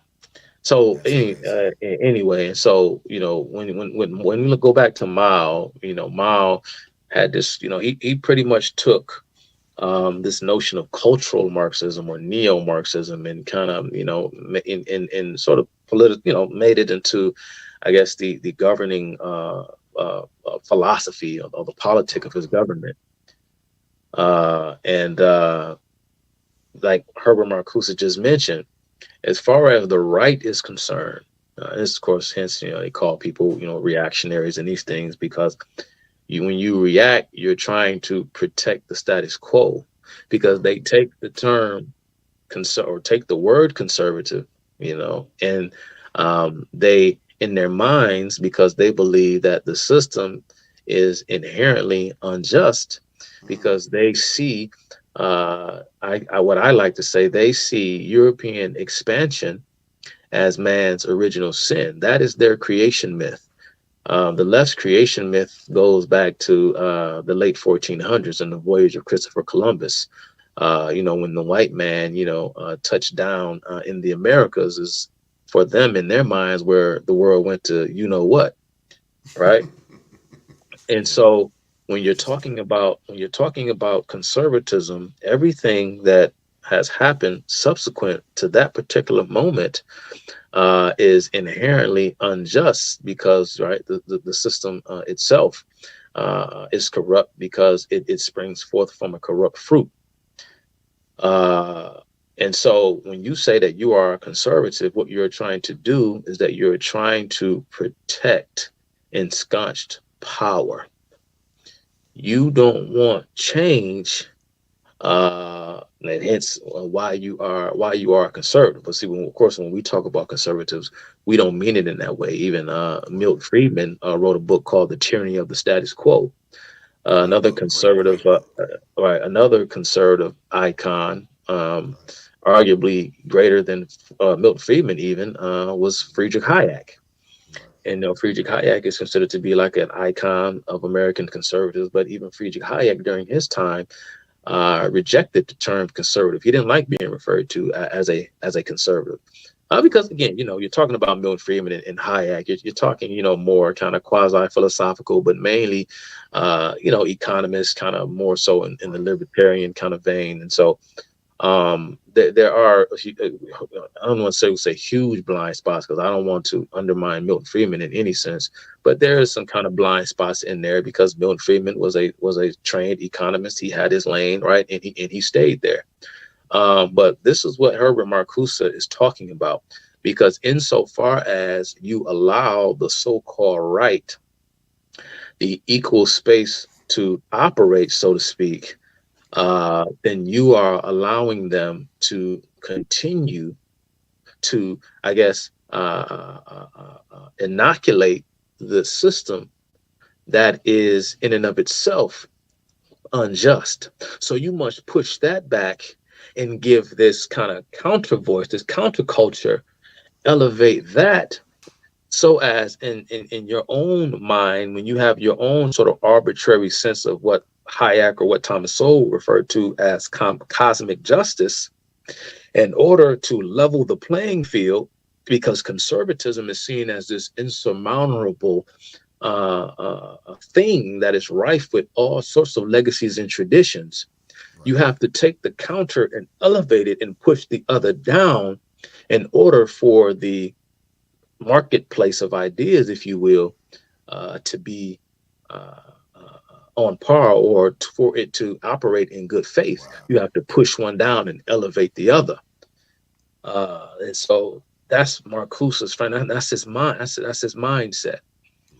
Right. Because you know That's that the left, or the liberals, of course, they're always the ones who are fighting the righteous fight. You know. no, that's crazy. So you mentioned the Frankfurt School. You Hmm. know, I did my research on it. You know, the past few, I say, past 3 4 months on the Frankfurt School, but also found out there was also a thing called the Praxis School. Now, Hmm. to those who not familiar with the Praxis School, can you explain like the difference between the Frankfurt School and the Praxis School? Well, the people like, I mean, of course, you know, they use the term, you know, like Frankfurt School, because of where it was, right, where it was located. It was located in Frankfurt, In Germany, Frankfurt, Germany. at a university called Goethe. Okay. And the long form of the name, it was I think it was called the German Social Research Society, something like that. Right. And after in the wake of Hitler and, you know, his pogroms, you know, many of the members of the Frankfurt School were Jewish men. They sought refuge in the United States to escape Adolf Hitler, so the story goes.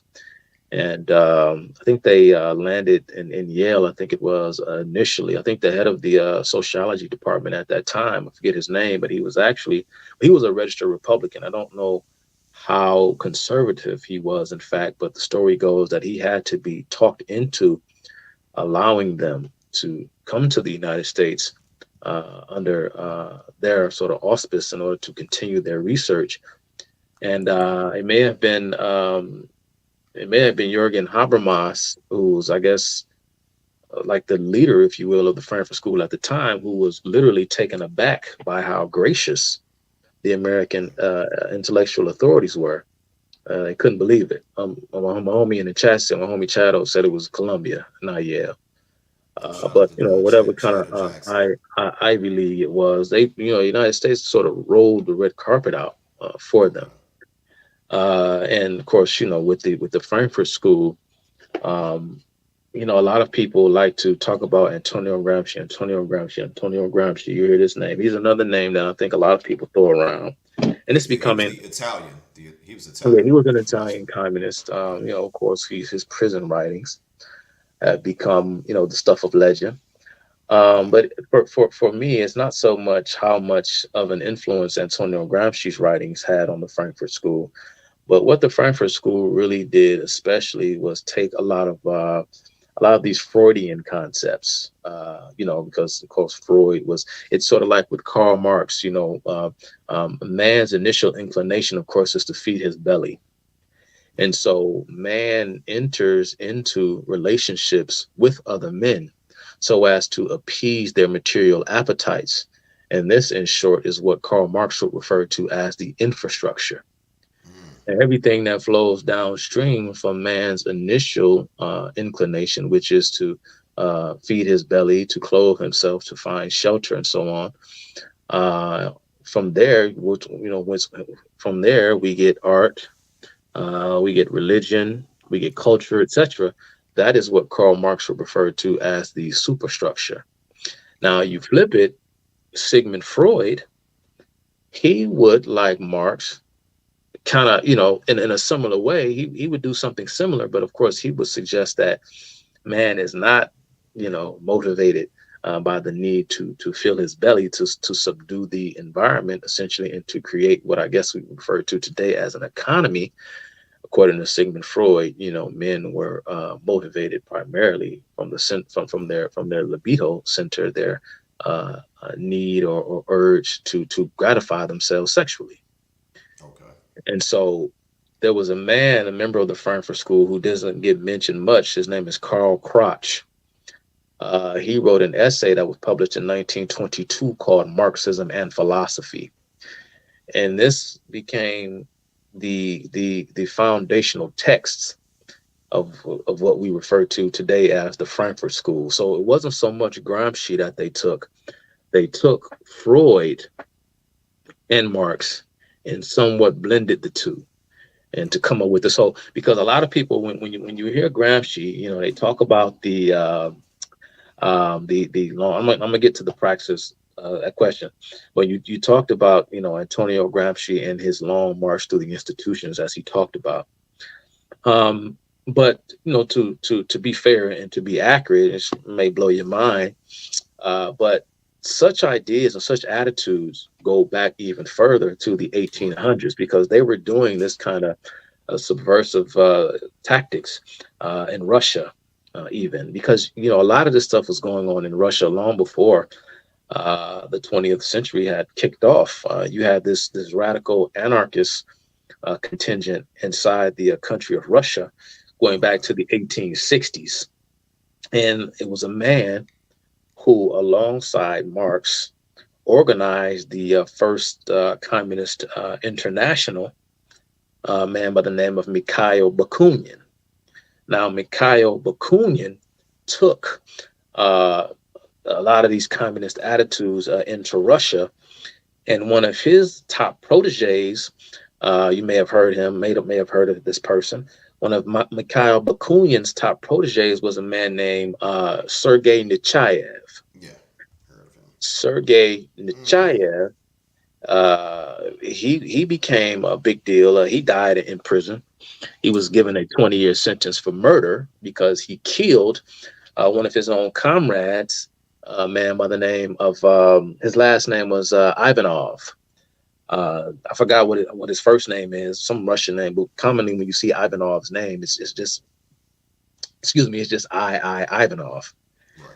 And so Nechayev was a member of a group called, what were they called? They were called Revolutionary Vengeance. This was the name of the group. This was Russia in the 1870s. Revolutionary, sometimes they're referred to as Revolutionary Vengeance. Sometimes they're referred to as Revolutionary Retribution. Okay. Sergey Nechayev wrote the sort of seminal piece. Again, we talk about the Communist Manifesto, but was also important, again, the Communist Manifestation of Faith. Okay. Fast forward to Nechayev in the 1870s, I think was the time he would write a work called the Catechism of the Revolutionary. So notice how they're borrowing all of this religious language. The Catechism of the Revolutionary. Now, with Nechayev, and you had others, another man by the name of Peter Vorinsky, I think was his last name. They talked about how they had already had we say revolutionary now, but it was common back then for them to refer to themselves as revolutionists. They bragged about having revolutionists planted throughout every sector of Russian society, especially the judges. They bragged about how they had, they referred to them as liberal, that we had liberal judges either with us or in our back pocket. And the reason why that was so important was because they knew that it was important for the sake of the revolution, because the revolutionists were doing what the Black Panthers would go on to do 100 years later in America. They would use the criminal. And so this whole the trial of Sergey Nechayev was such a big deal in Russia. Arguably, probably second or even ahead of Solzhenitsyn. The most important Russian writer, of course, was Dostoevsky. Dostoevsky wrote a novel, a fictional satire about the trial of Sergey Nechayev that he called the demon. Okay. Sometimes it's referred to as the possessed. So there you have that again, that religious language there with because we want to get into Marxism, really get into the weeds and follow the rabbit, down the rabbit hole. And of course, we getting into the occult and all these other kind of things. But Exactly. we'll just stop there. Esoteric. Yeah. But yeah, man, as far as like far as the praxis school, when I hear the term praxis, it's sort of or it reminds me of this term social psychology. Something that I would learn about, a lot in school. I took courses on social psychology, and it's funny because even when you're talking about social psychology, this whole concept of a praxis or pragmatism as an idea, or existentialism, cultural Marxism, I think all of it, this kind of underlying theme, right, amongst all of those different isms is again this sense of, or this nihilism, right, to promote this Right. concept, or to promote this idea. Yeah. There is no order, no true form. Thus, there is nothing sacred or sacrosanct that is worth hanging on to. And so this is how to go back to the Communist Manifesto, you pull men away, if you will, because remember, Marx talked about, again, we talk a lot about Gramsci, but Gramsci didn't originate much of anything. He was pretty much not to say I'll call him a plagiarist, but he was a hack. Make no mistake about it, because Marx had already said these things originally about how, I feel the same way about Lenin. You know, yeah, like yeah, people Lenin, people yeah, held Lenin up to this, no. to this greatness thing. Lenin was a parrot. He took a Yeah, lot. I was just took the words right out of my He took a mouth. lot of the exact same things that Marx said. He did kind of come up with various political strategies. He would come up with these sayings like, what did he say about proceed? He pretty much he was pretty much like a wartime general. Yeah. And he was keen in the way of teaching revolutionaries, how to maneuver, how to Right. move about in a free society, to take advantage of the freedoms of the quote unquote democratic world. But Okay. make no mistake about it, Marx made it clear that in order to dethrone, if you will, or dispossess the property owning class, or the bourgeoisie, of course, we must rid the society of bourgeois ideas. Mm. You see, because we simply come up with ideas and institutions for the purpose of justifying, if you will, the economic order, to justify the order of production. Everything flows downstream. Everything is a consequence of uh, man's relationship within the system that he referred to as the infrastructure. The Right. superstructure is the superficial. That's what he referred to as ideological overgrowth. So if you trim it down and get to the truth of the matter, then that's when man can essentially realize who and what he truly is. So long as he continues to believe in these illusions, he's simply going to prolong his own suffering. You always So find it very fascinating. That I'm sorry. no, Go go ahead, ahead. Chuck. Go ahead. No, I was You just gonna always find it. say. Go Go ahead. ahead. Go ahead. All right, I was just gonna say. So yeah, so as long as so that's why there is going to be a momentary period of tyranny, of despotism, of mass executions, and just the whole 9 yards that we saw, because it is what is needed for the sake of those not yet born. See, I know it's difficult for a lot of people to realize, but many of people who are involved in this, particularly back then, and I said this just recently on the Cutting Through the Culture show. When I mentioned Whittaker Chambers earlier, he said that joining the Communist Party wasn't something that you did because you wanted monetary rewards or fame or social adulation. Living a life in the communist underground away from the general population, sitting around by a phone all day, every day, waiting for your superior to give you an order, running around, having to leave your home 2 and 3 hours before you go and meet another member of the communist underground so as to make sure that you weren't being tailed. When you met up with your communist superior, the general rule was they asked questions, you answered them. You could not ask them a question. Many a times, these people who were members of the communist underground would know people 4 and 5 and 10 and 15, 20 years and never even knew their real name. You're Wow. just talking about the kind of life. I mean, you are literally involved in an international criminal conspiracy to overthrow the United States government. People don't join up for that unless they believe in it. The same way in which, for example, you have the whole, just another form of communism, quite literally, is this whole environmentalism movement, right? The purpose is, of course, to sacrifice those in the here and now in order to save the planet so that the planet may be inhabitable for those not yet born. So even if we have to murder millions, at least we will have secured a future for those not yet born. And they believe this. And they believe that this is something that they're willing to sacrifice for. And this is the main why, like I said, why I titled this Marxism and the dangers of progressive ideology, because what I've come to realize as I study this, I realized that in the one of the tenets of communism is the means, the always Just, he is justified with to me. exactly, Yeah. Hmm. exactly. So when I think of that, a person who believes in this type of philosophy or this type of rhetoric, they'll go to no lengths to accomplish what they have set on trying to, get within their scope. And Right. I want to ask this question, Chuck, because a lot of people will want to know, like, why do people why do people align themselves with this type of philosophy, with this type of with these different movements that Hmm. stem from communism and socialism, things of that nature?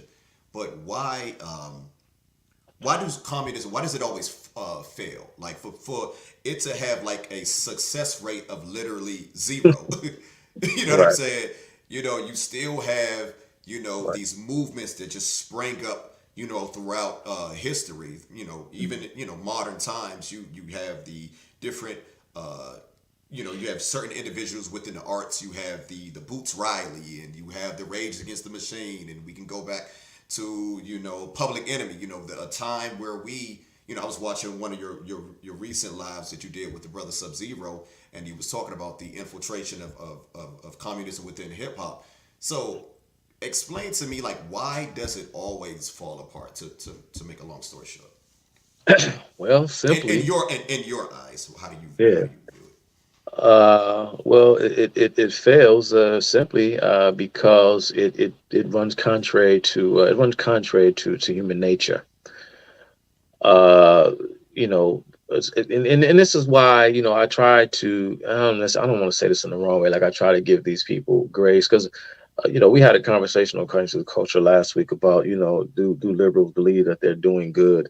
And I think that conservatives do themselves a great disservice when they just summarily claim that liberals aren't doing what they are doing because they genuinely believe that they I see how you see are it. doing good. You can't say definitively, but I can guarantee you that most of them do because they have this. It's just almost this stubborn unwillingness to accept life on its own terms. And I think that is one of the key differences between the so-called conservative and the so-called liberal. A conservative accepts life for what it is, and from there, it attempts to engage in a kind of trade-off or a sort of bargain with reality, knowing that you will inevitably be the loser, so to speak. So reality is sort of dictating the terms of your surrender, and you have to take whatever that reality is willing to give you. Liberals, they don't see it that way. They think that human beings should simply do what is in through greater good in spite of whatever immediate personal sort of barriers and whatnot that it may place in front of them. Now, I'm not saying I notice, because when you just say it that way, it sounds wonderful, and that's the thing that, even those going back to, people who sympathize with the French revolutionists, like a Marquis de Condorcet, someone in his position, or later on someone say like a William Godwin. This is why they believed in that, because they believe, and this is, I think, is part and parcel of the pitfalls of the Enlightenment, right? It is this belief that mankind can kind of work his way into some kind of state of either moral or intellectual perfection as a result of his own agency. And so there are certain individuals who are going to go above and beyond, or surpass the rest of us, if you will, due to their superior understanding of the way things work. And because they accept this, they also accept the fact that those very same individuals should be given free reign to decide the fate of other people, because they simply know what's best. Right. Hold on real quick. I Yeah, gotta go unlock ahead, the door. brother. Yeah. Okay. Good brother Chuck. I hope you guys are taking some notes. I My appreciate bad. everybody in the My chat bad. for tuning in. But My yeah, bad. But good. But uh, but yeah, my bad. go ahead. I'm sitting up in my bedroom. I had locked the door to keep my kids out, but I locked my wife out It's all too. good. She They knocking on on the back. they school. They on what they call Spring spring break. break. Spring break. Okay. Yeah, they're on spring break, man. Speaking of spring break, man, I just watched that Freaknik documentary on Hulu. Oh Trash. man, I was crying. I said, man, this is crazy. This is Trash. crazy, And I man. don't want to let me put it It, like this, because I want to get back to what we was talking about. I didn't mm, the reason why I said it was trash, because just the fact that, what do you really expect for, you know for something within that type of field? Like, are you expecting to exactly. are you expecting to be enlightened by something that's very informative? But did it did it did what it did, So Yeah. I Uh, kind of it, laugh when I see people on the internet, they getting upset. I'm like, what did you? It's freaking. What do you? You know. I mean, it was enlightening. It was enlightening for me, because I knew I went in there, with certain, certain frame of mind, and so I got what I wanted to glean from it. Okay. Yeah, because anyway, I don't want to get digress and talk about the Freaknik Right. documentary. Yeah, yeah, Yeah. yeah. we say that. Anyway, We say that for say that another for show. another one. You got Killer Mike and Mark Lamont Hill and all these Yeah. clowns coming, giving their But two cents that's what I on. find very interesting. And I want to fast forward, to a live that you recently did with the brother Sub Zero, and I want to Okay, get now into the. did you hold that thought about what the question that you said about Sub Zero? Because I just wanted to make sure that I land the plane on your question of why do these things Oh, always I, I, fail? thank you Yeah, for because yeah, for yeah, putting that pin. Yeah, go ahead. because it's sort of like I always harken back to what Adam Smith wrote about. Um, said that no matter how much we would like to believe it is not so, but the Right. fact of the matter is that human beings are limited in their moral faculties. There will never be this universal sharing, or everyone kind of having the same, because in order to impose those kinds of conditions upon people, Right. you have to transgress against them in a way that completely uh, sullies or poisons or whatever good intentions you may have had as a result of it. You Right. can't play Robin Hood, rob, steal from the rich and give to the poor for the sake of charity when you have done so as a result of theft. It just doesn't work that way. And so when you have these kinds of collectivized systems, and we can do a whole show just talking about that one question in and of itself.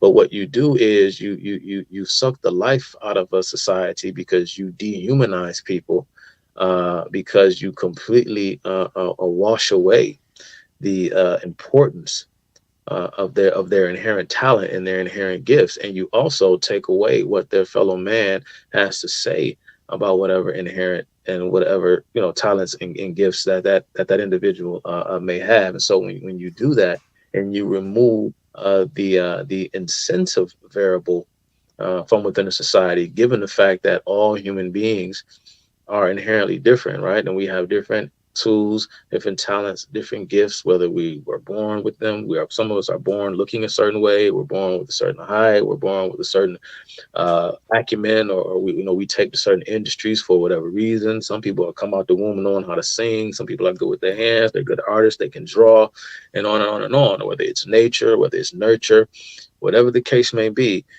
the reason why the free market system is the best kind of system, because it's the only thing that we actually know how to do, which is why we reward productivity and not merit, because merit is unseen.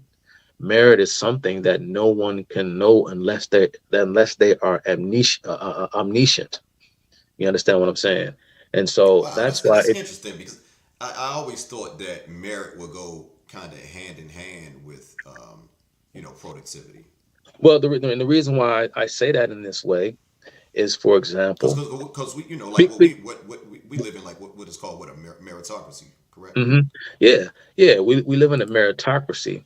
But when I say merit, and I see how I may have communicated the wrong idea. What I mean by merit is that what our self-appointed betters attempt to do is shape and jigger the society in order to reward merit over productivity, because they believe that in order for a society to truly be just, Right. then each individual, as opposed to having the equal opportunity to compete, they must have just as much an opportunity as someone else to win when it's all said and done. This is why they always balk at asymmetry with respect to statistical outcomes. Right. That in and of itself is proof positive of injustice, because if everyone was truly free and if everyone was getting treated fairly, Right. then if blacks are only 13% of the general population, then we should only be 13% of the prison population. You see what I'm And we saying? should And only and be and 13%. right, Hold on, we should only be 13% of the yeah, NBA, and right, 13% of the NFL, and bro. 13% Don't of listen. the hip hop industry.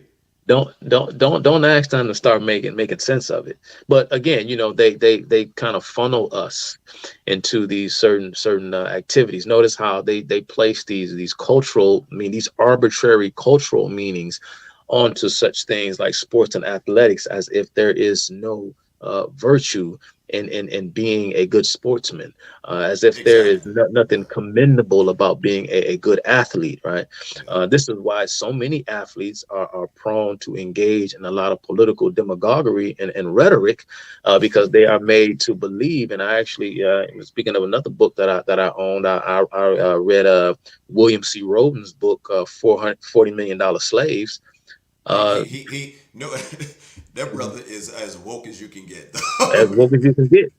He And is as woke as you can he's get. yeah, and he spent a great deal of the book lambasting Michael Jordan, Yeah. because of Michael Jordan's legacy. I For read as that. great as he was, it is a testament to his greatness. Is also a testament to his immense failure, because he could have been so much more.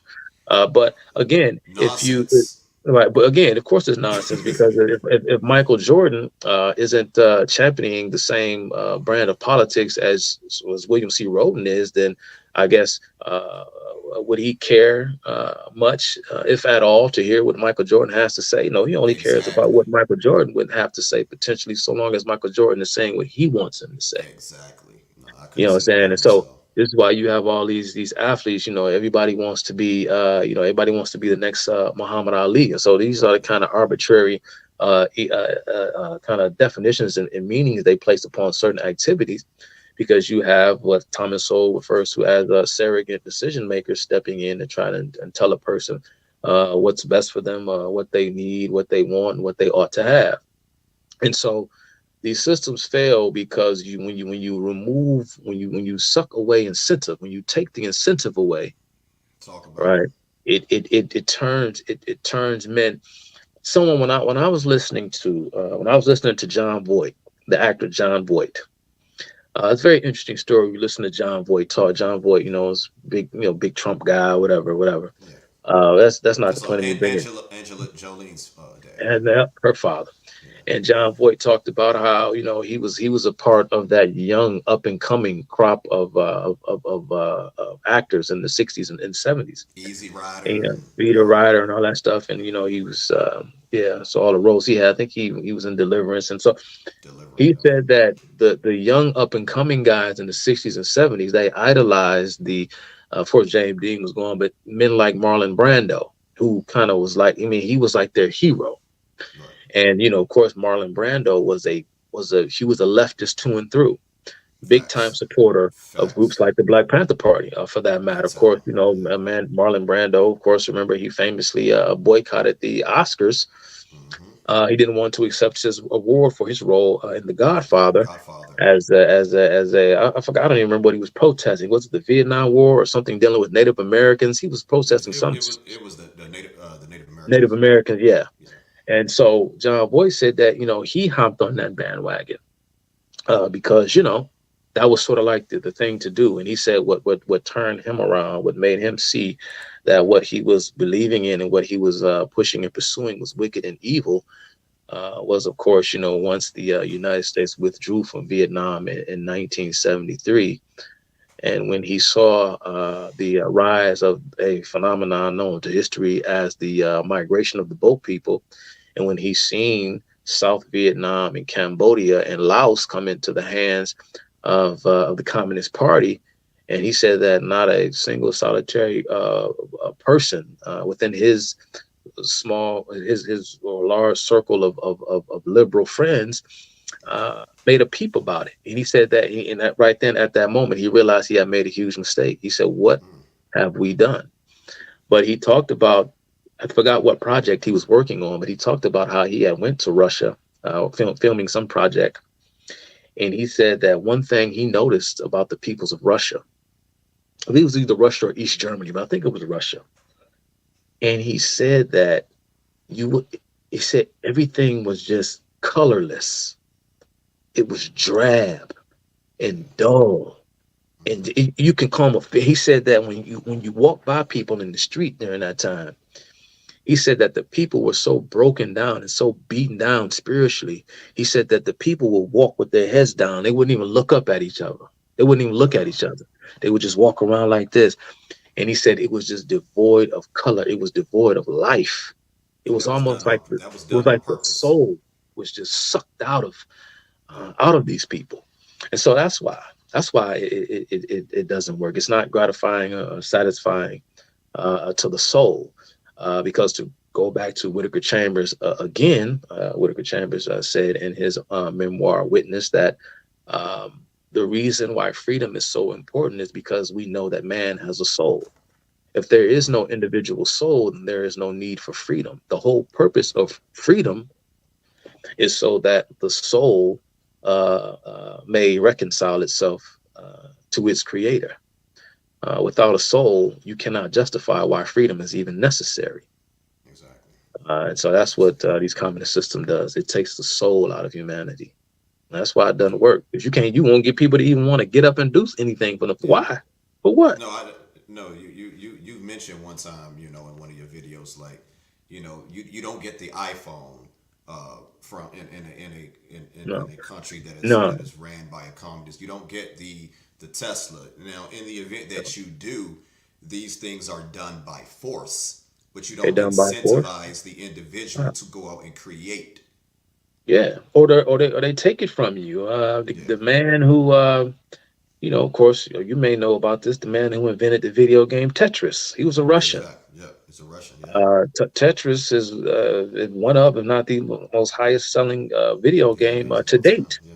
Mm-hmm. And of course, the state claimed ownership for his invention. I think even now, up until this very day, I think his family still may be engaged in an ongoing legal battle with the Russian government. I don't think that man made a single penny off of That's his crazy. invention. Yeah. And his grandchildren should be billionaires, but he Yeah. didn't make a dime. Wow. Wow. But I want to anyway, fast what forward. about Sub-Zero? I want to fast forward. So this is a topic that I really want to talk about. You know, I've been really waiting to sink my teeth into this conversation. It's Hmm. about the Black Panther Party, because you talking to a brother who done read all the writings from Eldridge Cleaver, you know, Hmm. Soul on Ice, you know, you name it, I done read it. I literally have the Black Panther Party right here tattooed on my arm, Washington D.C. chapter, night, like, you know, I'm thinking I know about this organization through and through.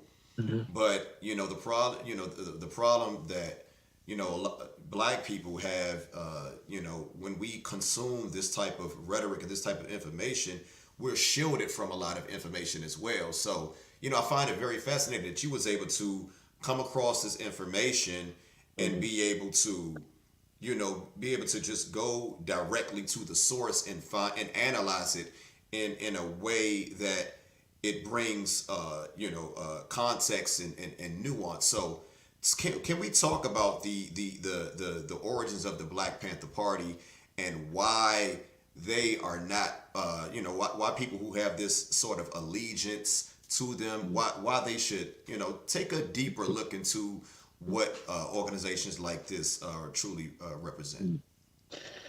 Yeah, well, so the Black Panther Party, it began like a lot of radical movements began. They began on the college campus. Um, the same can be said about the French revolutionaries back in the Right. 19th century. Go on and on and on. The Cuban Revolution began on the college campus. College campus. Uh, the uh, the um, the international Arab Muslim liberation movement began on the college campus. For But example, why say is that? Real quick, Chuck. Why is that? What is it about college? That brings these type of ideas together. I mean, you have these young people, 19 to 22 years old, that think they have it all figured out. Where they become these pseudo intellectuals and these thought leaders, and they are able to galvanize other individuals. Like, please help me figure that out. ah man, it's crazy too because our university systems of course are birthed out of the religious tradition. It's quite fascinating. I oftentimes say that classical liberalism, and when I say classical liberalism, I think about Kant and Hume and Locke and Smith and That's a a name few we others. forgot to mention. Locke. Uh, Yeah. Locke and another, he doesn't get mentioned enough, but he's very important to me. His philosophy of immaterialism, an Irish philosopher named George Berkeley. All of these men were contemporaries. George Berkeley and Immanuel Kant had some back and forths. Even David Hume and Immanuel Kant did see eye to eye on some things. But Okay. um, I always say that classical liberalism, or the Enlightenment, if you will, was the result of the contribution of religious ideas. And so liberalism as it stands today has become a runaway train because it is a system that has betrayed its master. Mm. It is a Frankenstein monster that has gotten out of control. Because you cannot have freedom as we understand it within the context of Western civilization without, of course, the combination of both faith and reason. Right. Reason, of course, reason apart from faith breeds tyranny and despotism. And I think faith apart from reason breeds fanaticism. Okay. And you have people who are just as ambitious and ideologically driven that can take advantage of people who are looking for something to believe in. Right. And so it's just interesting now that you see this kind of complete just just we've abandoned the spirituality, which again is you cannot have Western civilization, quite frankly, as we understand it. You cannot have it without the faith tradition. From the Golden Rule to the writings of Aristotle to the Ten Commandments, the teachings of Christ. the teachings of Paul, the teachings of Saint Augustine, and on and on and on. It's one big, and then this is part of the reason why a lot of the early church fathers, like someone in say like a Justin Martyr, I believe it was Plato and Socrates. I think it was Plato and Socrates, or it may have been Plato and Aristotle. I can't remember. Socrates, we know very little about because I don't believe any of his writings have survived. We know of Exactly. Socrates and what he believed because of what other people said about him. But Justin Martyr would go on to call these men Christians before Christ or saints before Christ, because it's very interesting. Because a lot of the Greek pagans, and this is why I always just shake my head, why I say I hate social media, but there's a lot of dumb people. Anyway, you hear people use the term pagan as some kind of end all be all, this kind of a broad sort of thing, and it's meant to kind of connotate something evil or wicked. But the pagan philosophers of the Hellenic period, they almost had this insight, if you will, into, and I'm not saying that they were prophetic in any real or serious way, but a lot of them made predictions or had ideas about the nature of the divine and the nature of God, even right before uh, God revealed himself to the Jews. They knew something, and this is why a lot of the early church fathers, had a lot of at least respect for many of the Greek pagans, who you sort of began to see this transitional period, this handing off of the baton, if you will, from pagan Greco-Roman pagan tradition to the Right. Christian tradition, Christian tradition. because they Exactly. seen a lot of similarities, if you will. There was almost like a through line, but instead, this particular period, as the Bible, I'm not trying to get preached at biblical, but even in the Bible, as he talks about, all things shall be done in the name of Christ now. So you put all that silly stuff away and give me the honor and the glory that I deserve, because I am Exactly. here now, and I am here to reveal to mankind what or who and what God really is. So all things is done in for my glory from this point moving forward. But there was some respect there.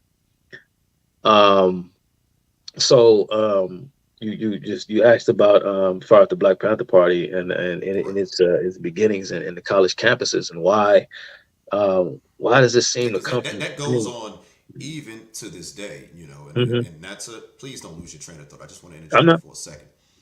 You also, I remember you guys was you did a live with the cut it to the culture crew, and you guys were talking about college, and how I'm even starting to look at academia as something, higher level Mhm. forms of academia. Like I'm even starting to look at that with the side eye, because Right. there are a lot of indoctrination comes along with that that I did not see even when I was in school. So it always bothered me, why is it this way. So I was curious to ask you Well, about that. it's I think a lot of the innovations, even in terms of a lot of embellishment, the innovations in terms of thought and human ideas, which led to a lot of inventiveness. We're talking the Industrial Revolution began Right. in Europe, and then which was once a periphery colony in the States, we became a core economic zone, and then once the British Empire, in the wake of its many of casualties, and the not even so much the casualties in terms of just the loss of their citizens, a lot of their men in two world Right. wars, but a lot of the rise of fascist Italy, Imperial Japan, and Nazi Germany had a lot to do with the Western powers like Great Britain and France, and to a lesser extent the United States, losing its will. Thomas Sowell once asked a question about, yes, the United States does have a superior military than our enemies like Russia, China, Iran, and so forth, and North Korea, and so on. But he said, but a superior military means nothing when you have an enemy that's willing to die. Next, whew, It's you not, talk about it. it's about a will. Did you have a will Exactly. to survive, a will to go on? Anyway, I'm kind of dipping into, because I got another YouTube presentation I'm putting together right now that I'm gonna try to drop it by next week, because yeah, the left and the right seems to have lost its mind completely.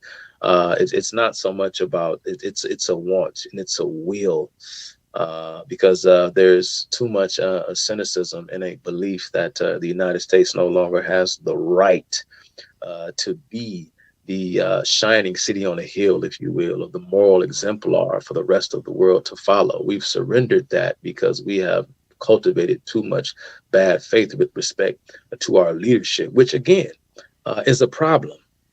But it is up to us to reclaim who and what we once were. But anyway, that's a tangent. So yeah, man. So yeah, so with the college campuses, man, I think that there's this kind of difference between your more, I don't necessarily want to say rural or agricultural.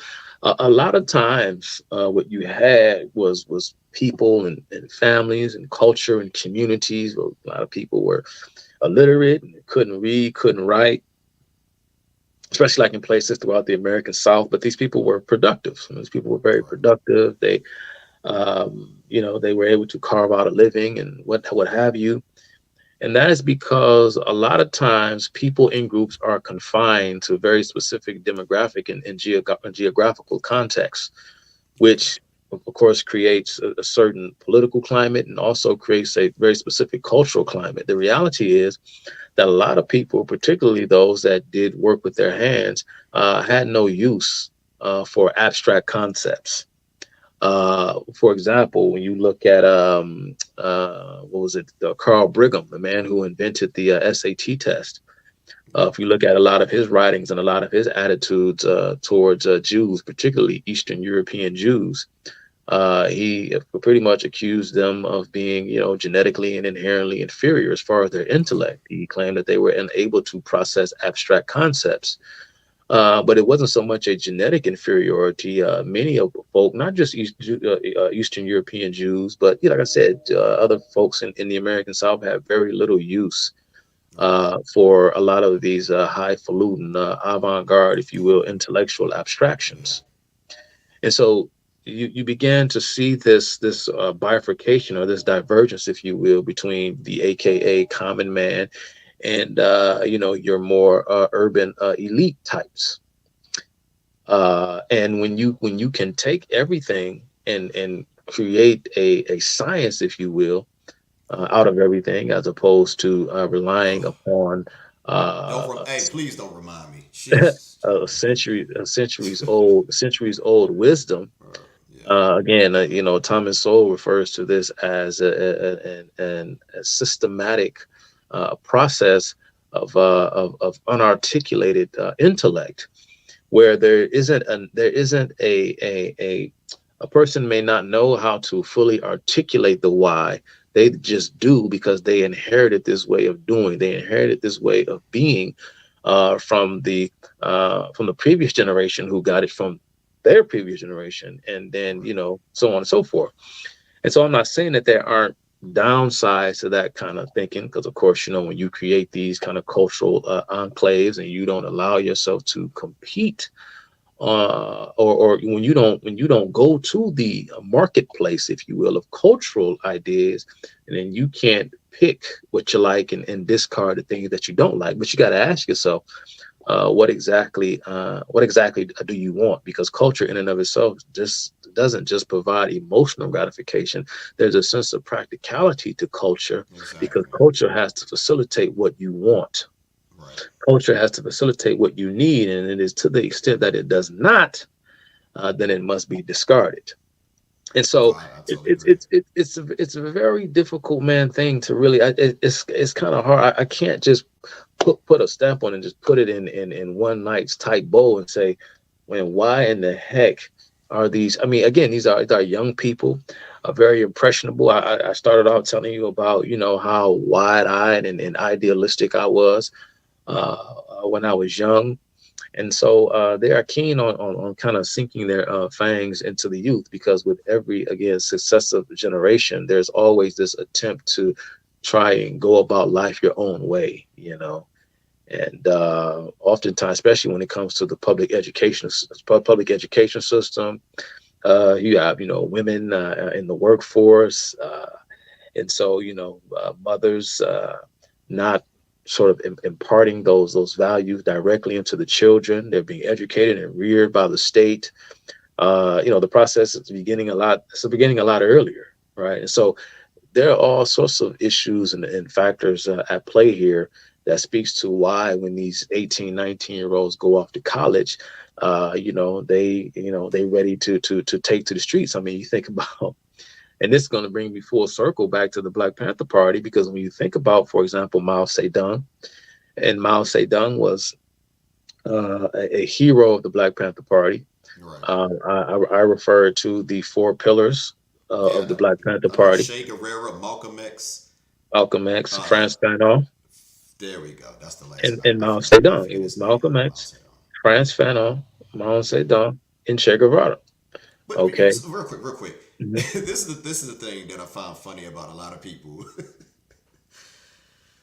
Pardon me for laughing, man. I find it quite amusing for people who consider themselves these black liberation theologists or what have you, for Right. them to have this sort of astute or pseudo intellectual understanding of what they're trying to convey to others. Eh, Well, I asked the gentlemen who believe in this type of rhetoric, philosophy, what have you, and this guy literally argued that the Black Panther Party mhm. were not Marxists, and I'm scratching my head like, hold on, these guys literally, these guys literally worship at the the Also, sanctuary of guys like Che Guevara and Mao Zedong. Like, what are we talking about? These guys have literally came out of their mouth and admitted that they are Marxist Leninists. So how do you call yourself a student of Huey P. Newton or Eldridge Cleaver and you don't? I don't know if have these type of things ever ran across your table, but there are people within the black community who follow these type of movements and they don't know these things, and I find it yeah, very interesting. they were, How does that happen? they don't know these things because for them it's just like a lot of revolutionary chic, right? A lot of guys playing dress up. You know what I mean? A lot of these guys, I mean, they look the Cosplay. part. It's like a lot of cosplay. When I like to go back to the year of Joseph Stalin's death in the early 1950s. I always forget the exact year. I think it may have been 52 or 53. 53. 53. 53, yes. And so the new left, I think they, or the left, should I say, retreated for about a good 10-year period, perhaps. Right. Because they were, trying to find a new identity. Right.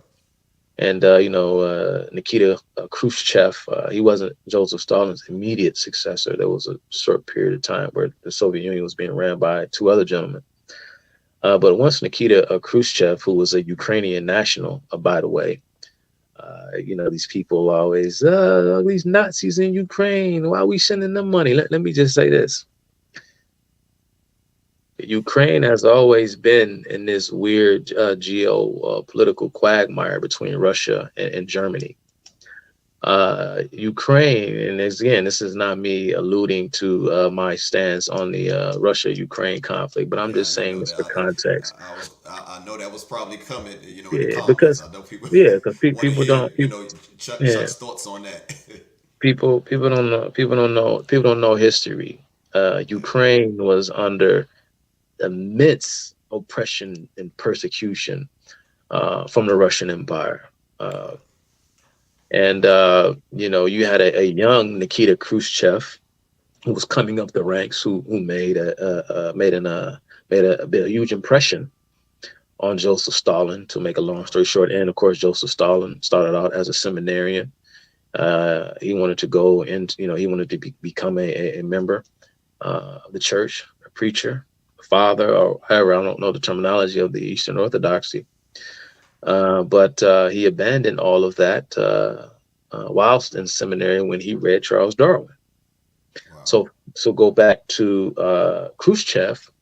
Khrushchev was a native Ukrainian, and he was pretty much he was Joseph Stalin's own personal henchman. He was his right hand man. And he was tasked with the overseeing the whole Holodomor uh, genocide of the Ukrainian people. This is Khrushchev. And when Germany rolled in, after Germany had betrayed the the Molotov-Ribbentrop Pact, once Germany moved into Ukraine, they drove the Soviets out.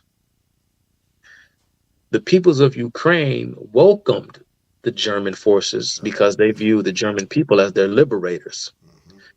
Why? Because the communist regime was far brutal than the Nazi regime.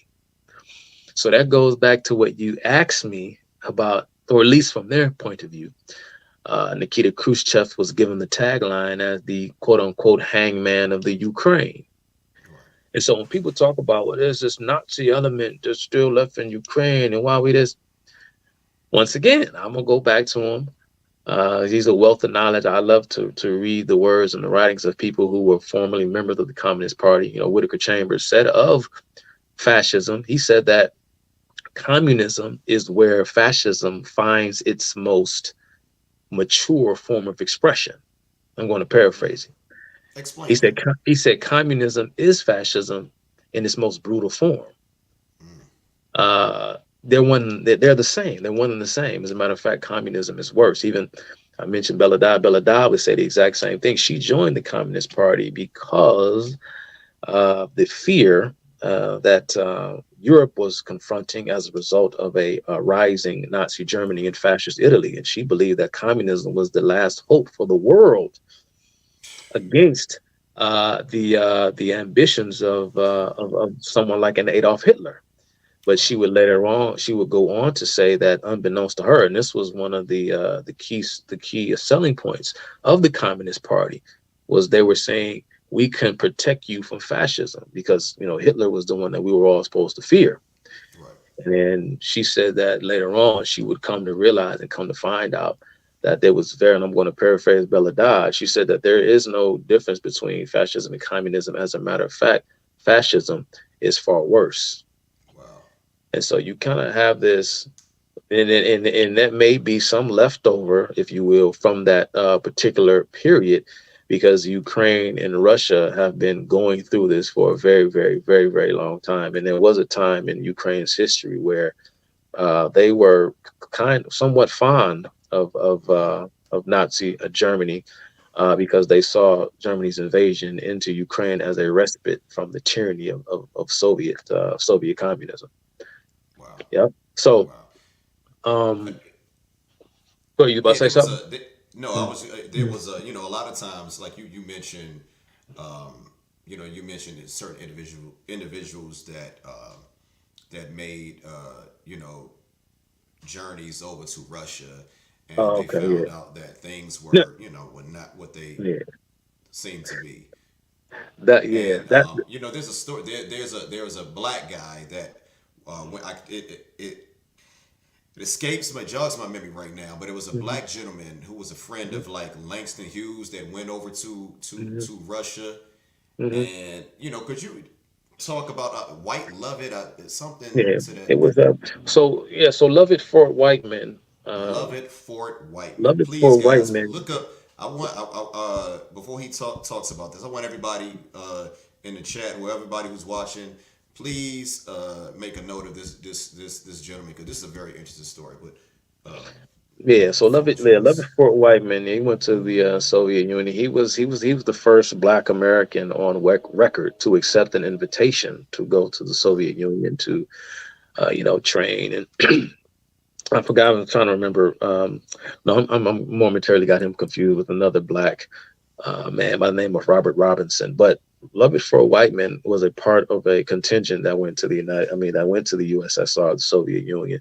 Along with Langston Hughes, there was another Black communist who was a correspondent an American correspondent, Black American correspondent to the Soviet Union, named Homer Smith. I'm sorry, I'm getting him confused with another Black communist by the name of Hosea Hudson. I don't think Hosea Hudson ever visited the United States. Interesting. I know Okay. that one of the famous cases of the 1930s that was radicalizing a lot of black people and driving them into the Communist Party was, of course, the trial of the Scottsboro Boys and the trial of a black communist by the name of Angelo Herndon. Okay. And Angelo Herndon eventually made his trek to his Soviet homeland. I believe the year was 1971. Beloved Mm-hmm. for White Men was a part of a group that went to the United States along with Langston Hughes to put together a Soviet propaganda film called Black and White. And yes, Lovett Fort Whiteman eventually was arrested and charged with engaging in what was it called? Anti-Soviet activities. And he was sentenced to, I believe it was 5 years of internal exile. And you had two black communists, one of which I forget who the other one was. He was a prominent member of the Communist Party, a black man. Was But it you had Ford?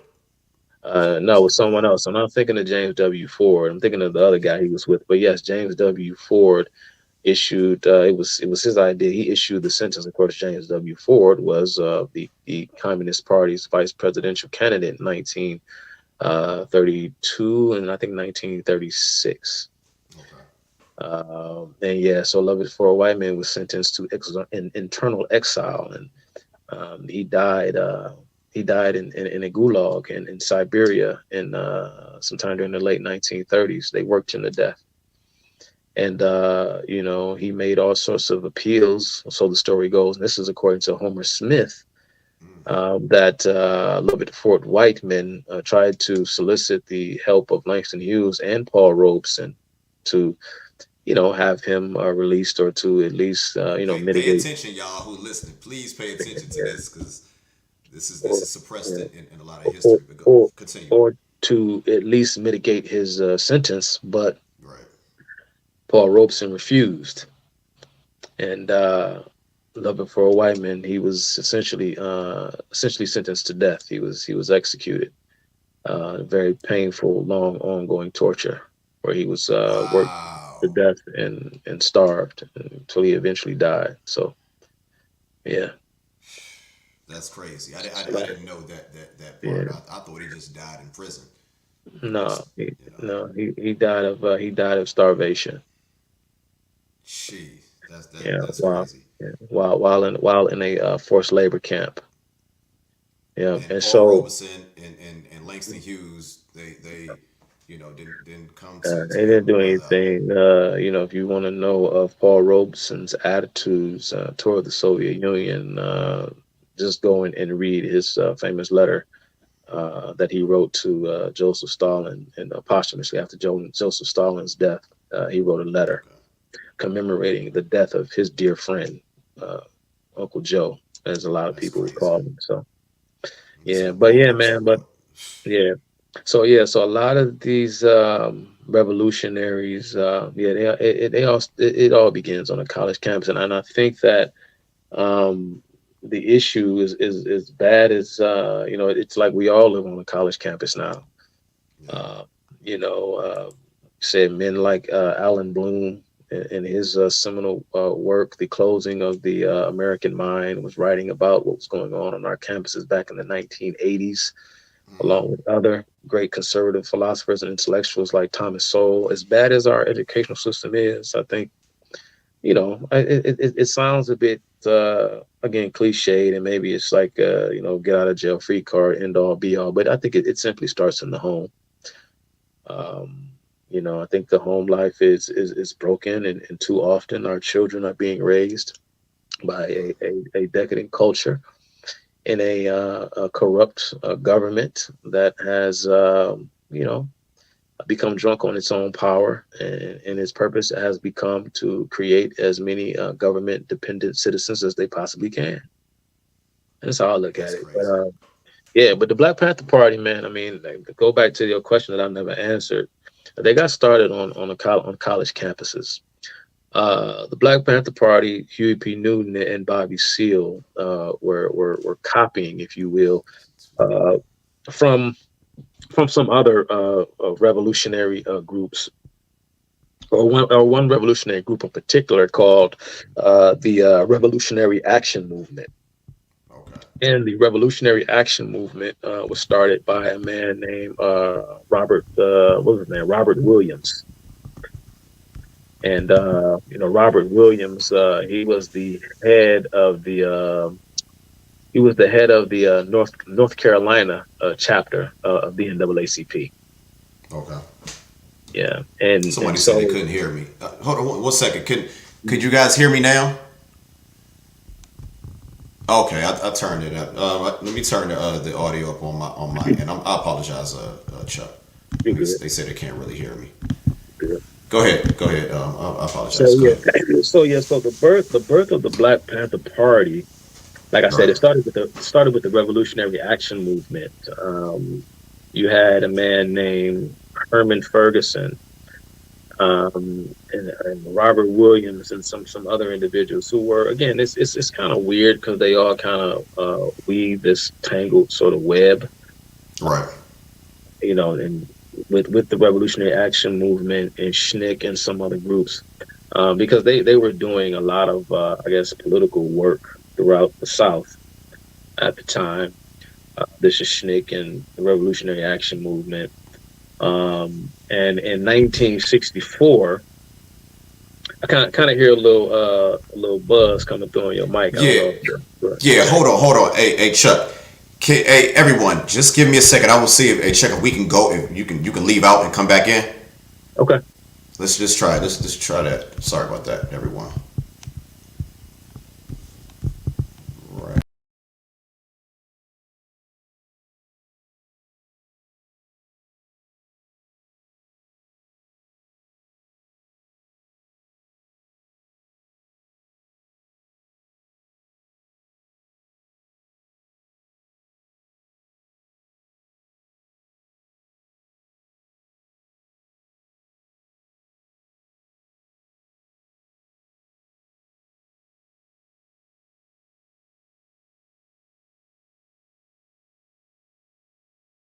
Can you guys hear me now?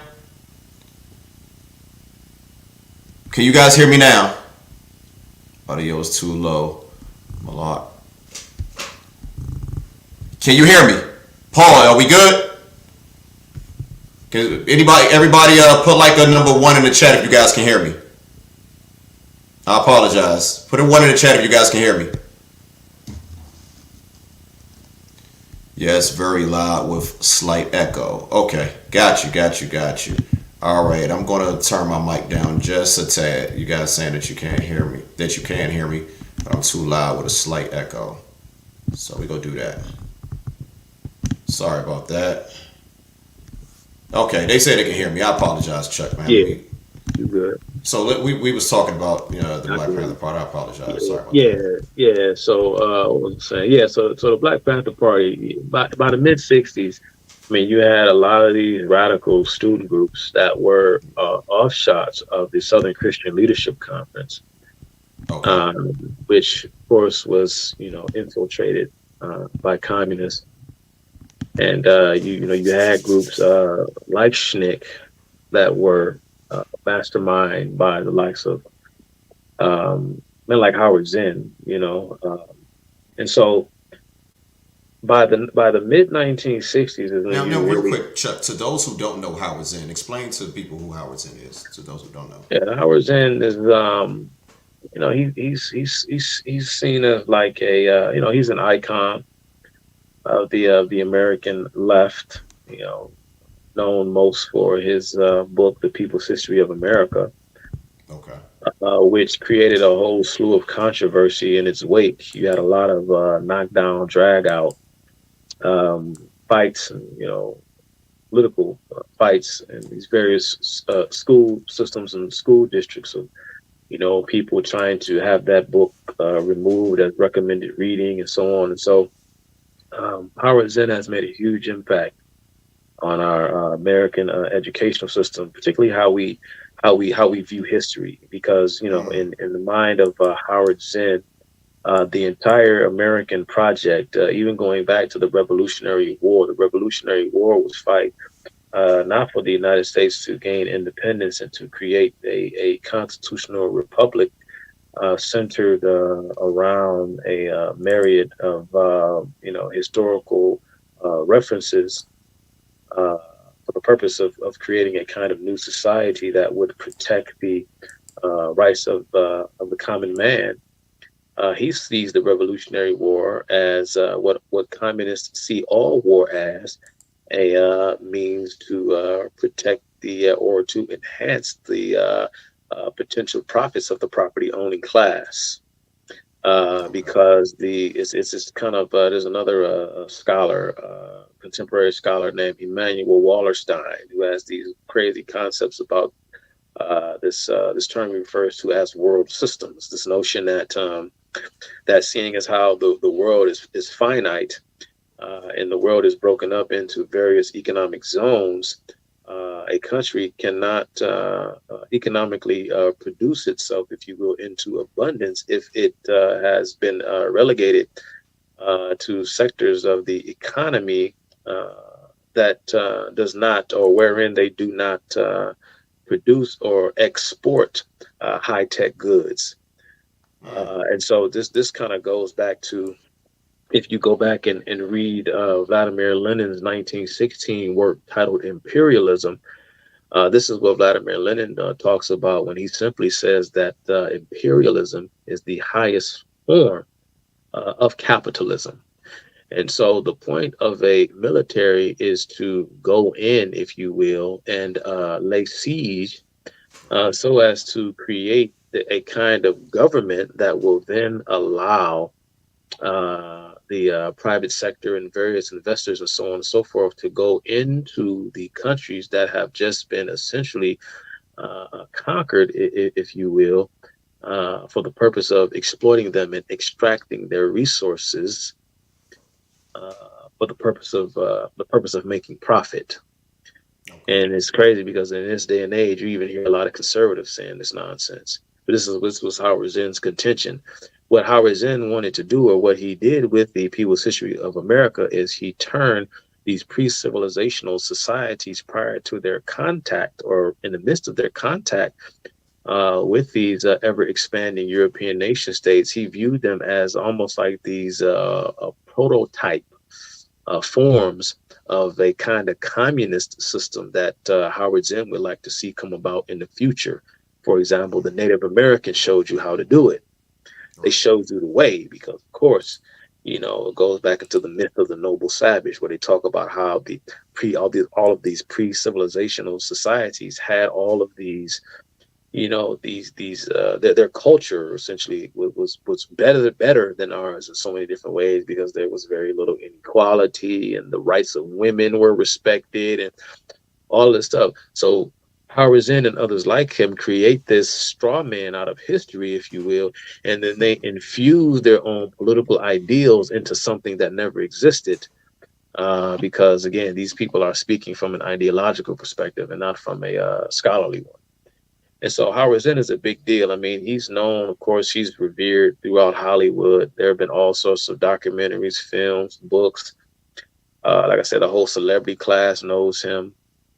Now, Um, Alice Walker, I believe she when he yeah, taught at Spelman, yeah. He taught at Spelman. Alice she was one Walker of his students, correct? was one of his students, and remember that Spelman College, a Christian college once upon a time. It was known at the time, prior to Howard Zinn's arrival, Mm. that there was certain sorts of rituals and curfews, and they had things that that they were obligated to do as Right. students apart from their academic obligations. They had to do other things so as to make sure that they were creating nice, chaste, conservative Christian women. And Howard Zinn said, in no uncertain terms, I'm coming to break all that up. He said Right. that the historically black college can be used as a platform, if you will, for resistance. Because by the time Howard Zinn went down to Spelman, he was already under surveillance by the FBI, because they had Wow. known who he was. They had known that he had been a member of the Communist Party in his past. And in his mind, he sort of retreated to Spelman in an attempt to sort of hide amongst the hide amongst the black folks. But he said in no uncertain terms that I want to turn Spelman and the whole historically black college and university apparatus into a platform for protest. That's what he said. Wow. And Howard Zinn, he went down to Spelman and he damn near single-handedly turned the campus upside down. It was so bad to where Howard Zinn became more powerful than the president of the university, which is why when they eventually fired him, they did so over, I think it may have been over the summer break or winter, but they fired him during a break when most of the student body was absent, and I think they did over the phone or whatever, Yeah. because they feared that had they There'll be fired a Zinn revolt. Call it during a school, revolt. during the semester, that there would Yeah. have been a riot. Yeah. Yeah. Wow. So That's interesting. Go ahead. yeah, and so and once he went from Georgia, then of course he found tenure at I think it was Boston University, where of course he grew up in the exact same neighborhood as the famous actor Matt Damon. As a matter of fact, he was Matt Damon's neighbor. This is why Wow. when you listen to if you've ever seen the film Good Will Hunting, Of course. It's classic. uh, you hear all these nods To and Howard hat Zinn. tips to Howard Zinn, Yeah. Yeah. because that was Matt Damon's buddy. That's crazy. So Watching that, mhm, that stuff just went right over my head as a kid. went right over your Watching that. head. And Yeah. so Howard Zinn, he contacts a woman by the name of Ella Baker, who at the time was on the executive board of the Southern Christian Leadership Conference.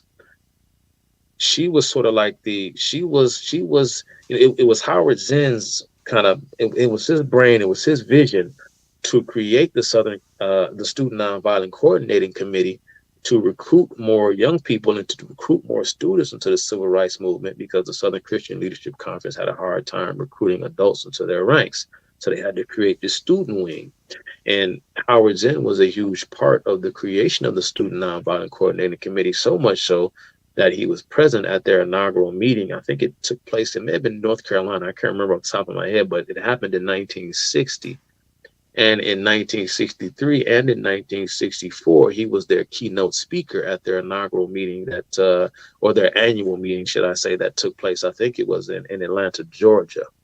Okay. This was prior to when the leadership of the Student Nonviolent Coordinating Committee was quote unquote moderate, if you will. This was when, the likes of men like the late Congressman John Lewis was the chairman of the Student Nonviolent Coordinating Committee. Well, once Stokely Carmichael and H. Rap Brown took the Student Nonviolent Coordinating Committee over, they became more overtly Marxist, and they removed all of the white members, because a lot of people don't know this, that the Student Nonviolent Coordinating Committee was at first a multi-ethnic group. Right. So in 1964, Stokely Carmichael and the whole Schnick ilk, because their whole goal and their whole thing they claimed was to spur voting, was to get people out to the polls, black people especially, out to the polls to vote. And of course, they were going to vote for Democrats. Of course. But that's not what the Southern Christian leaders, that's not what the Student Nonviolent Coordinating Committee were doing. Everywhere they went, it didn't result in this huge uptick, this surge in the voter rolls. It just coincided with a lot of violence, riots, anger, and confusion. Yeah. Right. And when Stokely Carmichael made an appeal of sorts to Lyndon B. Johnson, he didn't want any parts of it. Wow. And so I think he ended up giving them, I think he gave Stokely and his ilk, I think he gave them like 2 delegates at the Democrat National Convention, which in 1964, I believe, took place in New Jersey. So as a result of that, Stokely, like I said, I mentioned Herman Ferguson in the Revolutionary Action Movement, who at the time, the Revolutionary Action Movement had as their chairman Robert Williams, and as their international spokesman, the Revolutionary Action Movement voted Malcolm X as their international spokesman. Right. Now, by 1965, after the Mississippi Freedom Summer of 1964 that resulted in the death of 1 black man and 2 Jewish men, of course, you hit the film Mississippi Burning. In the car Going down south. Yeah. Exactly. They went. They took their operation over to, I believe it was Alabama, and started the Democratic Freedom Party, which is the first time we saw the symbol of the Black Panther. Now, ironically, Wow. the symbol of the Black Panther, or should I say the name Black Panther, I don't know where they got the name Black Panthers from. This would later on become, of So course, that you telling me USC. that logo did not originate in Oakland? No, it originated in Alabama. And Wow. I don't know, call it a coincidence, I irony, never knew that. I'm not sure. But there was an all black tank regiment that fought in World War II that was called the Black Panther Unit. Okay. So I don't know if that's where they got the term from, but again, this was an all-black tank regiment or battalion. I don't know the military term, battalion, regiment, squadrons, whatever, but they were all black group tank fighters called the Black Panthers. But anyway, so Huey and Bobby are seeing this from afar. So while they are on the campus of Merritt College, where Bobby and Huey would meet, Merritt College and the University of California, Berkeley, are all kind of part of um, this almost like this archipelago, if you will, of colleges. And so you had your more, I guess, kind of academic underclass was at Merritt, and you had the elites, if you will, were at UC Berkeley. Well, going back to what I mentioned when I mentioned the death of Joseph Stalin, in the 1960s marked the beginning of what is referred to as the new left. You have the Stalinist left, which was the old left, which was characterized or which is seen as, I guess, the Communist Party in America's founding in 1919, Right. from the death of Joseph Stalin in 1953, and then you had the birth of the new left in the sometime, I guess, during the 1960s. It's kind of hard to say exactly when the new left was quote unquote born, but anyway, and so the whole left of not just the United States but the world over, after everyone had heard word of the horrors of Stalin, they made an excuse for it and said that, of course, Stalin wasn't staying true to the teachings and the edicts of Marxism. What Joseph Stalin did was he created a cult of personality and Wow. essentially, quote unquote, bureaucratized the movement. He bureaucratized Marxism. So we're going to take Marxist ideas and we're going to do it the correct way. But what they needed was a new linchpin. They needed a new symbol. And that symbol became the Black Panther Party. Mm. Because again, in 1966, when the Black Panther Party was founded, of course, they made a lot of connections with a lot of the white student body. Right. Many, if not all of them, like, Robert Shear, Michael Lerner, David Horowitz, and these individuals, many of them white and Jewish. Um, so they began to kind of make this connection, and it was the idea of a man named Robert Shear, who's the one who really sprung for Eldridge Cleaver's release and eventually got his book sold on ice published, that said that the problem with the old left, where they failed, was they were uh, too kind of like academic in a sense, meaning that Okay. they did not do enough in the way of trying to convince people vis-a-vis the culture. And so when you take the epicenter of the left, and it went from, because the majority of people who were registered members of the Communist Party, a third of them lived in New York City. Right. The Communist Party of America was founded in Chicago. The bulk of them lived in New York City. And the reason being is because, of course, New York City and Boston and other places along the East Coast, these were the cities in the states where newly arrived immigrants would go. Exactly. Okay. And so when you play on a lot of this class collectivist stuff and you take a Mm. group of people and you pop them into a new environment, okay, these are the kind of ideas that they cling to due to this inherent existential fear of assimilation, because they're in a new land. They don't speak the language. They don't know anybody. And so communist activity just became rife in New York. But once it in essence traversed or moved to the West Coast, moved to the Berkeley, California region, if you will.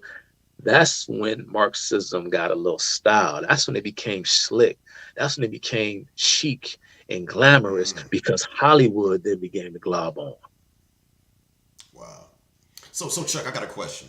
What would you say to And they those and who they took say, and hold that thought and from there they took they recruited that you had the intellectual heads like Huey and Bobby, and then later on after Stokely was removed from his position as the Minister of Information, and they brought on Eldridge Cleaver. They deliberately tried to court the allegiance from the street gangs. And they okay, took particularly the precursor, from what I am told, to the Crip gang, which was a gang based primarily in Watts in Los Angeles, a gang called the Slawsons. And they began to recruit en masse a lot of black youth from these street gangs to be their revolutionary. okay. I got a question, Chuck. Like, what would you say to many, you know, leftist liberals, or just people in general, particularly people on the left, who say that this movement was necessary? The Black Panther Party movement was was very, it was something that was needed at that time. What would be your pushback on that? Well, no, uh, because the free market system was working as it was designed. And even the peoples like Howard Zinn back in 1952, writing an article in, I forgot the name of the Harper's Weekly. I wrote an article, I think, in 1959, talking about how the free market system was working, and blacks and whites were coming together because here you see a lot of these trends that we say, well, the civil rights movement, for example, or even the Black Power movement. Even though, make no mistake about it, the civil rights movement led by MLK did just as much, if not more so, to radicalize black people than Huey P. Newton and Stokely Carmichael did. Make no mistake about it. Uh, but when you talk about economic and advancement, prosperity, and these things, black people were trending in the right direction prior to 1960. All you have to do is look at the data, look at the stats. Now, one thing I will say is that family dissolution, right, was on the Talk about uptick. that. That was on the uptick before the 1960s. The black family, such as it was, actually began to disintegrate in the 1940s. It was slow. But if you look at marriage rates from the 1940s to the 1960s, marriage rates were beginning to decline. It's kind of weird. Again, at the same time, you had all these, economic advancements, but like I say, it wasn't huge, but it may have been off by, maybe like a half dozen percentage points. But you saw some signs there that we may not have been going in the right direction. Uh, During the days of FDR, when you had a lot of these price control measures that were implemented. When I say price control measures, I'm talking about And the you talk labor about the thing market. like the New Deal. Yeah, the New Deal. Yeah, when you had um, the freedom. What was it called? The freedom. It's called the Freedom from Work Act. The Freedom to Work Act. I forgot. I'm forgetting exactly what it was called, but it was a law that they implemented to pretty much place the age limits on working, or when a person can start working. I Right. was having an interesting conversation a while ago with Chad O. Jackson. He might remember this if he watches this conversation here. And he and I were discussing the whole issue of child labor, for example, and would we as a country be better off if we simply allowed anyone to work if they have the skills to do the job? And if there's someone who is willing to pay for their labor, it's their money, not yours. Right. But yeah, you began to see these measures on behalf of, again, the social engineers who thought that, for based upon their own, again, like I said, self-appointed moral betters, their arbitrary edicts dictated that it was unjust for, someone younger than 16, for example. I forgot exactly how the law was written, but it's unjust or unfair or immoral for someone younger than 16 to have a job. Who Wow. knows why? I don't know. They just said so. And in 1930, I think was the year we saw the nation's first federally imposed mandatory minimum wage. And so this is when you really began to see a lot of shifts and a lot of changes thanks to FDR. It began with Hoover, who was a Republican, by the way, and it continued under FDR, who turned the economic downturn of 1929 into a full-blown depression. It would not have been a depression had FDR just left the economy alone. It was government that created the Great Depression. It sure as heck wasn't the greed of the failings of the private sector, as they like to say, and it wasn't even the Right. Federal Reserve. It was the Yeah, government's. that many. That's what I hear. A lot It of was people the say the Federal government's. Reserve. It wasn't the Federal Reserve. It was FDR's protectionism. The Federal Reserve, of course, was created to prevent such a collapse, and we see that that did not work. But make no mistake about it, for as much flack as we give the Federal Reserve, trust me when I say that the Federal Reserve is not as big, in my humble opinion, a threat to the freedoms and the liberties of the people than the federal government. The Fed cannot tax, or not in a direct kind of way. They can't tax. They cannot imprison. The Federal Reserve doesn't have a military.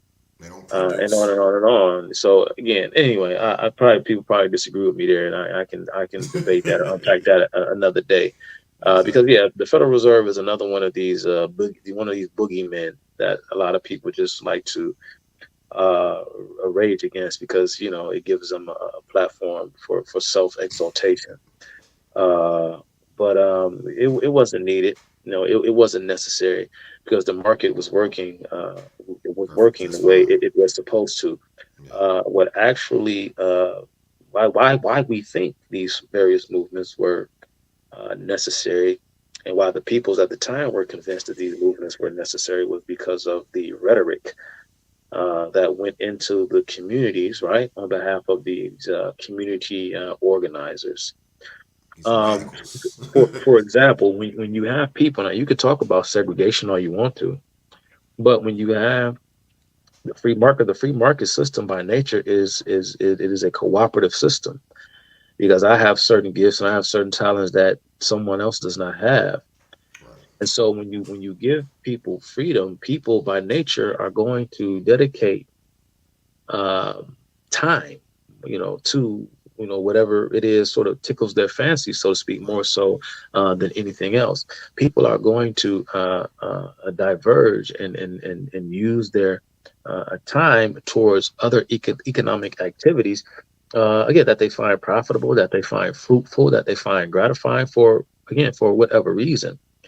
And Right. as a result, of course, we go to the market and we, in a sense, we sort of barter because our currency represents a deed, and we were compensated for our deed based upon its importance according to the person that has utilized our talents. And so, as a result, like the great Milton Friedman once said, that capitalism is the greatest system ever devised by man in the way of alleviating racial bigotry, because I quote, everyone can make it in the free market system so long as you produce something that somebody else wants to buy. Mm. And That's a so fact. you get over, and mind you, all of this has to be undergirded by a certain sense of virtue and fidelity to these eternal truths and eternal principles. But set that aside for a second. So all that stuff is working. And so when you have that going on, what that does is that breeds familiarity because they have something that you want. And so what comes about with familiarity is, of course, a kind of sense of comfort, and then kinship, and then friendship, and Right. then so on and so forth. But in order to get people, you got to understand what the American system is, what the American experiment was. We're still a very, very young country. Europe, for example, is an old place. And Europe has been warring People, it's funny. All this talk about white supremacy and how all white people stick together and this and that and the third. Could be the furthest thing from the truth. Thing from the truth. Europe, the only time that there was, because when you have relative peace and stability, you have to have a system powerful enough to impose some semblance of law and order, right? And this is where the whole process of empire building comes into being. But of course, when you're talking about the Roman Empire, you're talking about Southern Europe and parts of Northern Africa and even into the Middle East, so on. But as far as like those upper Western, upper Northern regions of Europe, where people were illiterate, and backward, and warlike, and so on and so forth, various European peoples have been doing this for a very, very long time. These are old civilizations, older than ours. And so you're taking a bunch of people who, for various reasons, were fleeing uh, their native countries in the late 18, early 1900s for various reasons. You're taking these people and you're bringing them together, right? And then you're simply expecting them, again, go back to Adam Smith. We're all limited in our moral faculties. We are all tribal by nature. We're all somewhat partial to our groups by nature. The very concept of a quote unquote citizen, right? Citizen, Cephas is where we get from the Greek term meaning city dweller. Right. This whole notion of a kind of cosmopolitan, a person who, in spite of what family they come from, in spite, there are certain rights that should be guaranteed to them based upon their status as a property owning citizen, because of course property rights is key to this very notion of freedom. Right. And so when you take that, and so that kind of thing, that tribalism has to be overcome in favor of a kind of, hence the term civilization, right?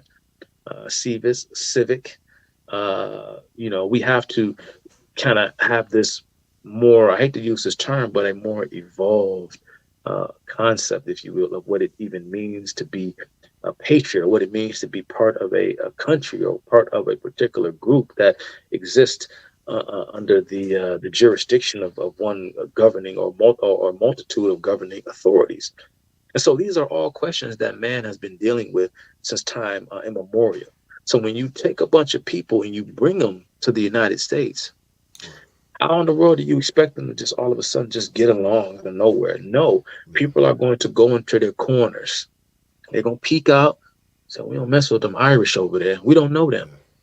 Matter of fact, and the people that's coming over from Ireland, that's coming over from Eastern Europe, that's coming over from Italy, that's coming over from these parts and that parts, they go and live in areas where there are people that they know personally who made the trek over to the United States before they got there.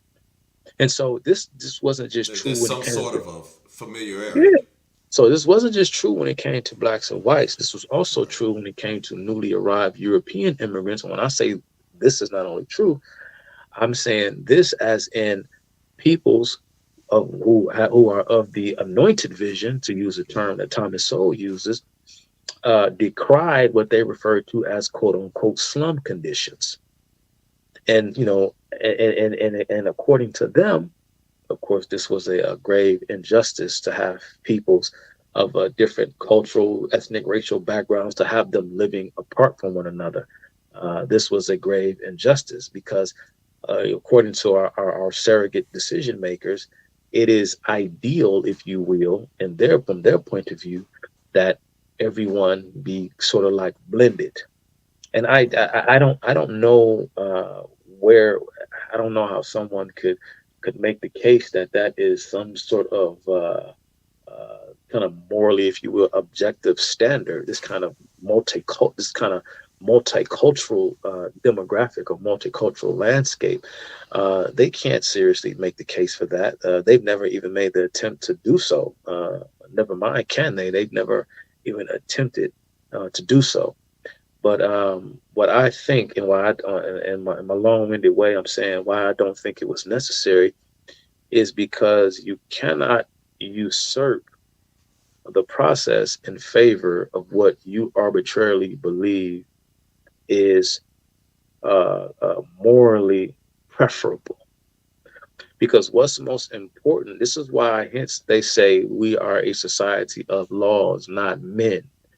because what's important, because what the law does is that the law exists as a system that allows an individual who seeks to participate, particularly to participate in the lives of his fellow man. It gives him a clear-cut understanding of what the rules are at the time going in. And that's There's a how that, foundation yeah, it's a that's set. foundation. And that's how you cannot usurp that in favor of social justice. The civil rights movement and the Black Panther and the whole Black Power movement have taken, and there's probably, and some may disagree. I don't even know if I believe what I'm about to say, but I know there is some truth to it. And that is, we may as well take the 10th Amendment and completely throw it away. It's That's gone. facts. It Most doesn't definitely. exist. There is no government for the people, by the people, working its way up the chain from the individual to his locality, to his state. And the federal government should have its own jurisdiction. For example, I mean, look at what they're doing to former President Trump. How in the world does a district attorney reach their Totally. filthy hands Exactly. into federal jurisdiction No, that's a fact. and deal with matters that affect a federal election whose process is clearly laid out by way of the United States United States Constitution? It's Constitution. not delegated Exactly. to some district Totally, attorney totally that's unconstitutional. right, some Totally district attorney unconstitutional. that's been voted in. You cannot put the president of the United States and subject them to the partisan whims of a locally elected district attorney. That If we makes no truly had a sense. righteous and moral federal government, the federal government would step in and say, no, no, hands off. This is our Yeah, jurisdiction. As a yeah, district attorney, you don't get to do this. yeah. This is crazy. I'm so glad you brought that up because it highlights, how, what I would say or what many would say is a true example of them trying to slowly but do away with the Constitution. They're literally trying to rewrite the Constitution as we speak. I mean, what is your Right. thoughts? Am I kind of off Well, base yeah, on that no, or? absolutely, and that's the whole spirit of progressivism, because the It's like Constitution. nothing is off limits. It seems like Yeah, absolutely, because that the point of the Constitution was to protect us against men like from Dewey to MLK to UP. The Constitution was to protect us against the whims of whatever in vogue ideas or whatever kind of ascending personality or ascending group of people. It's funny that, and I said this recently on another. I think I might have been on Cutting to the Culture or somewhere else. I was on somebody else's show saying this. They talk about the powers that be, the founders, and you know, again, when they talk about conservatism, they say that we're trying to conserve the system, conserve the status quo, protect ensconced power. They never talk about how those who have power got that power. exactly. It doesn't matter who it is, whether it's Elon Musk or whether it's Jeff Bezos, so you want to go all the way back to John D. Rockefeller. Right. A lot of the legacies of these men are very nuanced and very complicated. But I'm seeing with this new populist fervor, there's almost like this attempt to kind of saw the baby in half. And I find that very troubling. But anyway, back to my point about this whole notion of conservatism.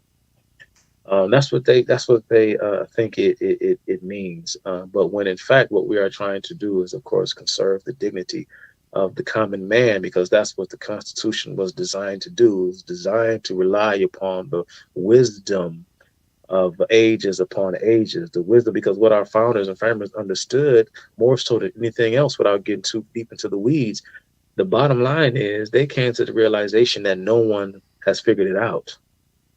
No one has figured it out.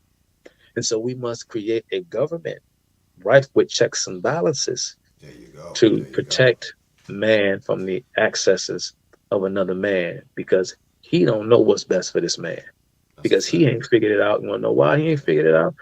Because going back to Plato, here we are, 10,000 years later, we're still talking about him. And he didn't even have everything figured out. You think that in 5, 10,000 years, like Aristotle, like Plato, somebody's gonna be talking about me? I doubt it. And so no one has figured it out. And so what's best for us as a country is to rely upon the collective wisdom of individuals. Because to go back to something Thomas Sowell said, that everyone is ignorant is simply a question of what? If you look at knowledge, knowledge is like an island.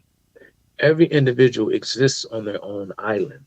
Mm. But no matter how large the island, no one island will ever be bigger than the sea. The sea is ignorance. No island will ever be bigger than the Yeah. sea.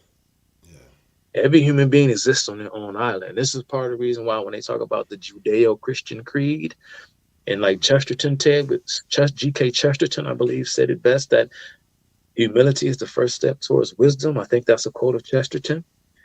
That's what we mean when we talk about Judeo-Christian creed, is this understanding, you have to have humility so that you can act with some kind of restraint, because that's what freedom means. It means to have restraint. It doesn't mean indulgence. It means restraint, to be temperate, right? Which is one of the seven virtues. You have to have virtue It also in order doesn't to be mean to free, impose your and way of thinking on others. you You know, cannot impose. because You I have to, see that's one of the major problems and that and I see on the left. and that's crazy, man. That going back to what you said, when you got people like I say denying that the Black Panther Party were Marxists. I don't know if that person you was talking to, they can't hear. Uh, I don't know, but Yeah. it's right there in black and white. What I noticed is, I was listening to one of Blanche lives. Shout out to the brother Blanche, man. That's my guy. But he was talking about, and maybe you guys will even mention this in one of your episodes. But a lot of times, a lot of us get our history from mainstream media, and we get it from arts, we get it from literature. And when and like again, I know I sound like a broken record, but the reason why I titled this, and I'm glad I have the right person to discuss these topics, this Marxist infiltration that has been able to permeate throughout throughout society. There has been this the subversion of this ideology within every frame of society. So Hmm. I feel like a lot of times, when you said that, the and I'm kind of paraphrasing, but Marxism is like one of the greatest stories of the 20th century. I really wanted to, to speak with you to tackle that, because I don't hear no one really going into depth about that the way that you do. You have studied this at at lengths, and I mean we're talking years, and I'm still learning. I still go back to some of your old videos and reference, and I'm reading Rhetoric and Reality as we speak by Thomas Sowell. Hmm. I pretty much have half of his entire bibliography or Yeah, whatever. that's the big catalog. Yeah, it's a huge catalog, and I learned so much. So I just can you just explain to the people, like, why we should take the time out to do our due diligence when it comes to here when it comes to history. I know it's getting late. I know everybody. I Oh man, apologize for. listen, bro. I'm hearing a little echo. Is your Yeah, phone? I apologize. My earbuds just went out. So yeah, Dang, we done wore your earbuds out. We've been doing yeah, so. man. 3 hour maximum. Sorry about that. Shoot, nah, I don't want it to be a bad experience for the people listening. Yeah, I apologize, guys. I guess we'll wrap it up soon, then. Yeah, Um, nah, man, you say why is it so important that we learn this stuff? right.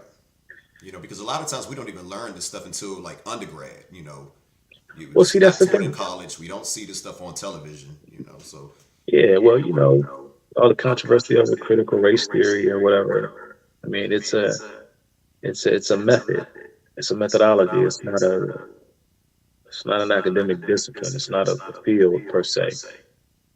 When I first started hearing, because see, a lot of what we've seen over the past 5 to 6 years uh, was this desperate attempt, I think, on behalf of the left to, I guess, uh, assure their or ensure their victory. Uh, because I think Donald Trump's victory in 2016 really threw him for a loop.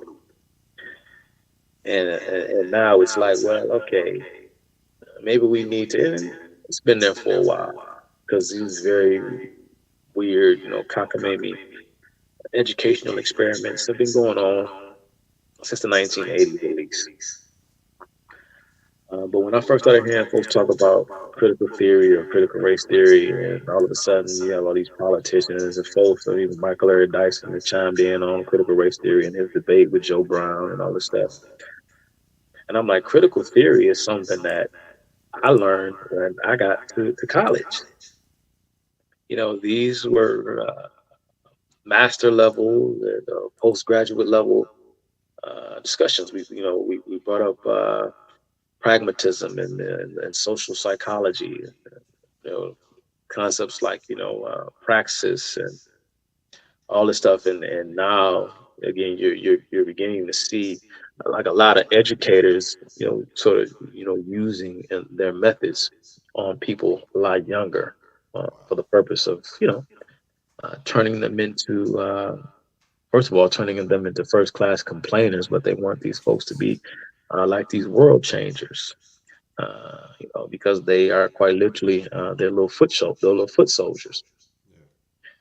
So I'm just saying to myself, and then I'm hearing all especially these stupid black celebrities on all of these various, these jigaboo platforms.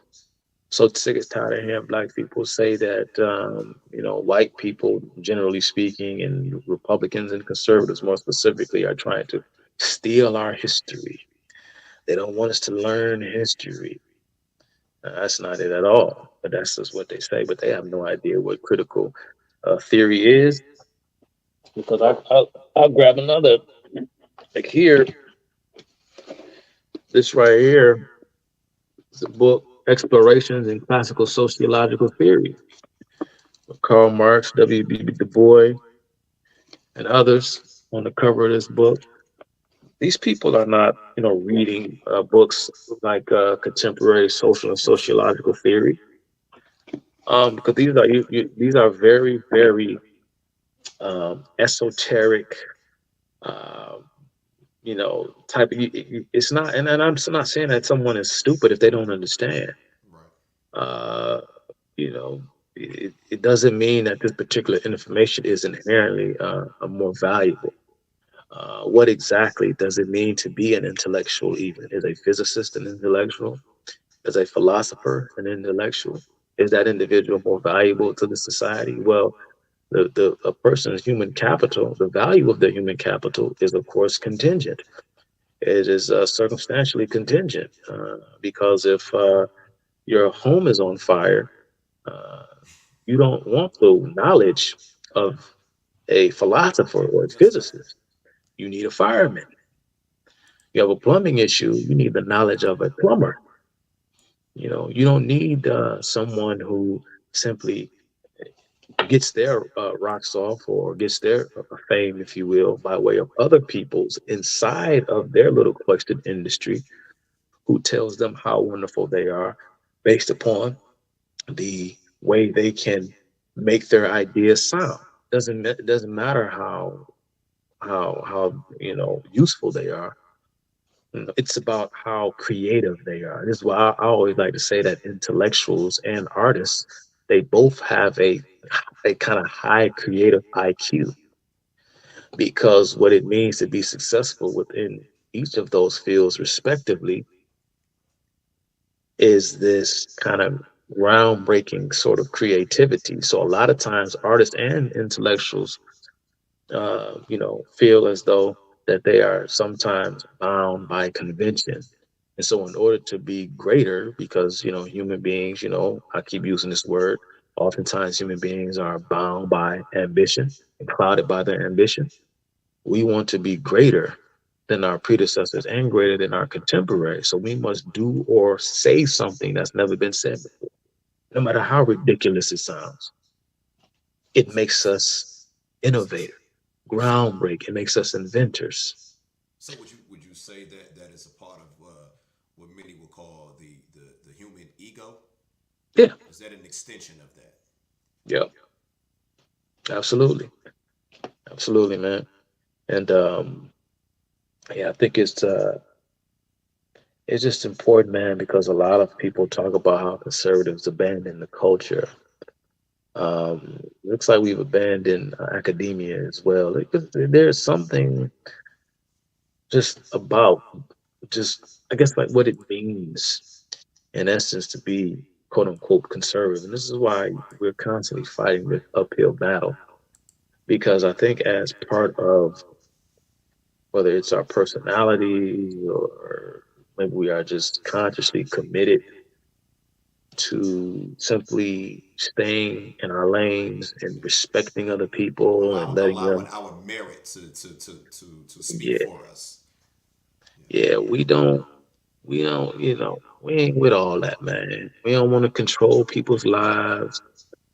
I'm not in trying to get people to boycott this Occupy and do Wall that, Street. No, this, occupy Wall Street and all yeah, that stuff. And that's the problem, yeah. we find ourselves in, the trick bag we find ourselves in as conservatives because we are still trying to come up with a game plan to prosecute a war against the left. Make no mistake about it. They want to destroy us. And this goes from the communist, the neo, I mean, just the whole strain from the radical environmentalist, the Islamo communist, Mm, the secular, the whole strain. yeah. And so I we tell have to people all the figure out. time, Chuck. I tell people all the time, that we are not just in a cultural war, we're in a spiritual war. It's the culture war is one that is more, is one that is more tangible, of course. But of course, when we look at these things, we see these things in a from a carnal lens, and the thing that I have a major problem with, and maybe people would say that I'm sharing this a kind of a cynicism, is I don't know how we can curtail things back. How do we get things? Because I remember you said something that was another thing that you said was really important. I don't know if you remember this, and I do not remember the video, but you said I remember. it's almost going to take the act of Christ to intervene on behalf of man. Because with the communists, they're always trying to figure out ways of how to solve problems. They have this obsession of trying to control their surroundings and trying to control man. And that's pretty much, it's almost like a dog chasing its tail. Right. So it's literally going to take like pretty much a supernatural, you know, something, a being, Yeah. that can intervene on behalf of man to, and I'm paraphrasing what you said, but that was Hmm. something to that effect. No, you're right. And the power of the good is, I mean, it's very strong because we like to, you know, point out all of these boogeymen, whether it's Joe Biden, whether it's the people at the World Economic Forum and Klaus Schwab and so on. We still, in my 40 years, we are still living lives that our foremothers and forefathers could not have imagined. Talk about it. We lay our heads down tonight. I always hear this talk. And I know that people out there will probably take issue with what I'm saying here. But I told you, we talked about Behold a Pale Horse and that stuff. And I used to listen to the late Jordan Maxwell and a lot of other people used to talk about all of these theories about the United States being a corporation and maritime law and all that stuff. And I used to be into all of that crazy stuff. And I just said to myself, this isn't useful. Because then when it's all said and done, you still exist, right?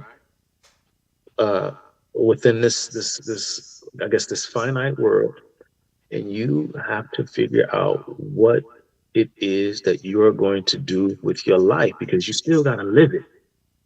You still got to go through it. Right. So what's the point of you even talking about all this stuff? I keep hearing about what they want to do and what's going to happen. The Right. mark of the beast.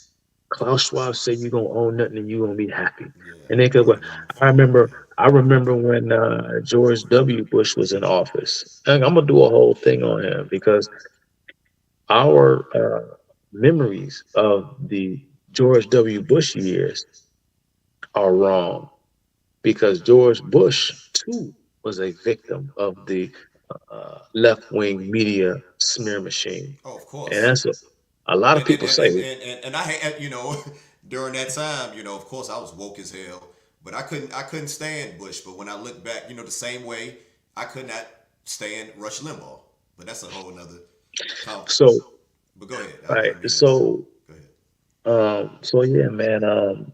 So at the end of the day, man, with all the stuff that's supposed to happen, the new world order and this and that, there is obviously something in place that these people are this evil and this wicked and diabolical. I ask a simple question. I oftentimes ask myself, this is why I had to say, man, enough. That you find yourself in a real dark place. If they're so big and bad and so powerful and they have all these schemes and plans for your life, what the hell are they waiting on? Exactly. There is no point in talking about them more so than you focus on strengthening yourself because Exactly. whatever it is that they have planned for you for whatever reason, they haven't done it yet. So I don't do all the whole fear mongering talking. All it's always something. It's the Yeah. New World Order. It's chemtrails. It's always something, and you got a lot of people who running their mouths about things that they don't even really know about. They don't. It's just a bunch of conjecture and innuendo. Because when it's all said and done, like I say, it's very communistic in the way that it sounds. Because it almost sounds as though we as human beings would be better off living in a world without the modern day accoutrements that we commonly take for granted, as if Yeah. the peoples 2, 3, 4, 5, 6 centuries ago didn't have their own problems. Yeah. They didn't figure everything out either. Yeah. Oh, it's the technology. Like it's gonna be, the T 2000 with Terminator and John Connor running around in a couple of years because the technology is taking over. Well, guess what? At at some point in time, the horse and buggy was an example of technology. You're comfortable with the technology that you have become accustomed to, and you don't want those that come after you to embellish and to improve upon what you've already done because you fear of what technology is going to do to them. But you have to allow the people that come after you to deal with their world on their own terms. You have Exactly. no idea what problems and what issues they're going to be presented with in the future. Technology will never usurp man. I used to think stuff like that. It'll never happen. Yeah. Man will always be supreme. Yeah. Man will always be the highest example. Man will always be God's shining glory in terms of his creation. Always. We are not subordinate to the planet, to all these, these Gaia, all these environmental extremists, and we will never be subordinate to technology. Yeah. It all goes back to the soul, the heart, and the spirit. You don't have to go on Instagram and watch goofy TikTok reels, watching people do the ice bucket challenge. You don't have to do that. You literally got the world on in the palm of your hand. Exactly. Turn it off. Go and read the classics. Exactly. Go and read, right? Go and read Aristotle. Go and read the great works. You choose to do what it is that you're doing. Yeah. The world of technology isn't doing anything to you, but you just want the world to stay exactly how it is because you're comfortable with things this way. But the people that will come after you when you're dead and gone, they're going to deal with problems the same way in which you did. They may deal with some different kind of problems. Right. They're going to have their problems. But as long as you exalt freedom as a goal, as the point of mankind's existence, right? Hence free will, that you cannot put shackles or clamps on the mind because people are naturally going to think about things that will alleviate their shortcoming, to alleviate the suffering of this world. That's the gift that God gave you. That's your creative, that's the creative will. So you can be a sort of harbinger of God's characteristics on earth. You, as man, are a creator of sorts. Right. So we don't have any idea what the future holds for real, for real. So I'm sick and tired of hearing all these wild-eyed conspiracy theorists about all these boogeymen. I can't stand it. And that's why it is very, very important to know your history, to know whether we're talking about communism in the 20th century, going back, I remember when Thomas Sowell was asked about why it is so important that students learn Western civilization. Remember, he said in an old 1993 interview, said, well, because they live here. Because he asked, why can't they learn, about African civilization and this and the third. He said, well, the people who are trying to get more elements of quote unquote African studies into the curriculum are people who aren't even qualified to teach on those subjects. And seeing as how there are only a certain amount of hours in a day, right? No solutions, only trade-offs. You got to pick and choose what you want to do with your time. Yeah. So it Yeah. will behoove you to learn about Western civilization because you live here. The responsibility is yours because no matter how many World Economic Forums and such summits and none of that stuff, no matter how many wars and conquerors and dictators, you still have to go through this life. No, that's a fact. But look, Chuck, man, it been a pleasure chopping it up with you, brother. We gotta do a part two, man. Absolutely. I left some things on the cutting room floor. That's my Um, fault. it's, That's my fault. I talk too it's much. it's all good, man. I appreciate your time. I know it's late. Oh, bro, Everybody. I already made it up in my mind. I'm not going to work tomorrow, so that's why I wasn't tripping. Nah, for real, bro. I gotta. Normally, I have to be at work at 4 a.m. and I ain't off till now. I got two jobs, so I start my first job at 4 a.m. and Okay. then I work again in the daytime. But I ain't gonna go to my first job. I'm gonna just call in, tell them I'm Hey, actually I like, apologize, brother. My no, you bad, man. good. No, bro. Because Maybe we can do it. We can do it early next time. no, it's all good, bro. I actually, like I said, I actually don't feel good, man. I was hoping, I wouldn't have to stop the stream and go uh, worship that white porcelain guy, like, like Sharice told Kane in the movie. Yeah, For real, yeah. man. I've been, I appreciate your time, though, brother, I man. kind of feel like I've been kind of nauseous all day, but I ain't threw up yet, so hopefully I'm good. All right. Well, look, everybody. We got the brother Teach him Chuck, man. We go do a part two. Chuck, just I'm gonna reach out to you sometime in the near future, man. Cause But yeah, I I come back. left some stuff on the cut room floor that I definitely want to tackle. I really enjoyed this, man. I'll tell you that. I hope everybody enjoyed this live, man. You got any closing words you want to say before we get up out of here, brother? Oh man, nothing, man. Just thank you for having me on, man. And anytime, if it works out schedule wise, it's nothing, bro. I'll come through and chop it up with you, man. I'm just I'm happy you brought me on, man. And yeah, bro, that's all I got. This weekend, well, tomorrow, Friday, this weekend, Sunday, Kung Fu Culture. I don't know what the topic's going to be. Yeah. And this weekend, I got to get doing some. Well, I have it in here. I just got to organize it and get it on down because it's time for me to head on back to my YouTube channel. I'm going to Yeah, take. man. We missing you over there, Listen, man. bro. We missing I'm gonna that take. knowledge. Yeah, I'm gonna take some philosophical stuff, a little history. We're gonna talk about. I'm gonna talk about the. Anyway, I don't want to. I don't want to give it up because I think I need to Right. uh, kind of shine a light on some things right now as far as Zionism and Israel is concerned. We're gonna move into World War II. We're gonna talk about the Islamic Caliphate. Uh, Modern. I mean, I'm gonna weave a bunch of stuff together, bro. It's Yeah. gonna be crazy, man. So Yeah. No, I'm can't, looking I can't forward to it. I can't wait. No, I'm looking forward to it, man. Well, look, everybody, thank you for tuning in. We about to sign out. Hey, brother Chuck, man, appreciate it, man. Keep doing what you're doing, man. Salute to you. I love your platform. Shout out to everybody on Cut It to the Culture from Here's Blanche, Chad, Keisha. You guys, man, keep killing it, man. I wish nothing but just more blessings to you guys, man. All right, bro. Peace out, man. I'll let you later. All right, man. You take care, bro. Yeah. All right. Boom, boom.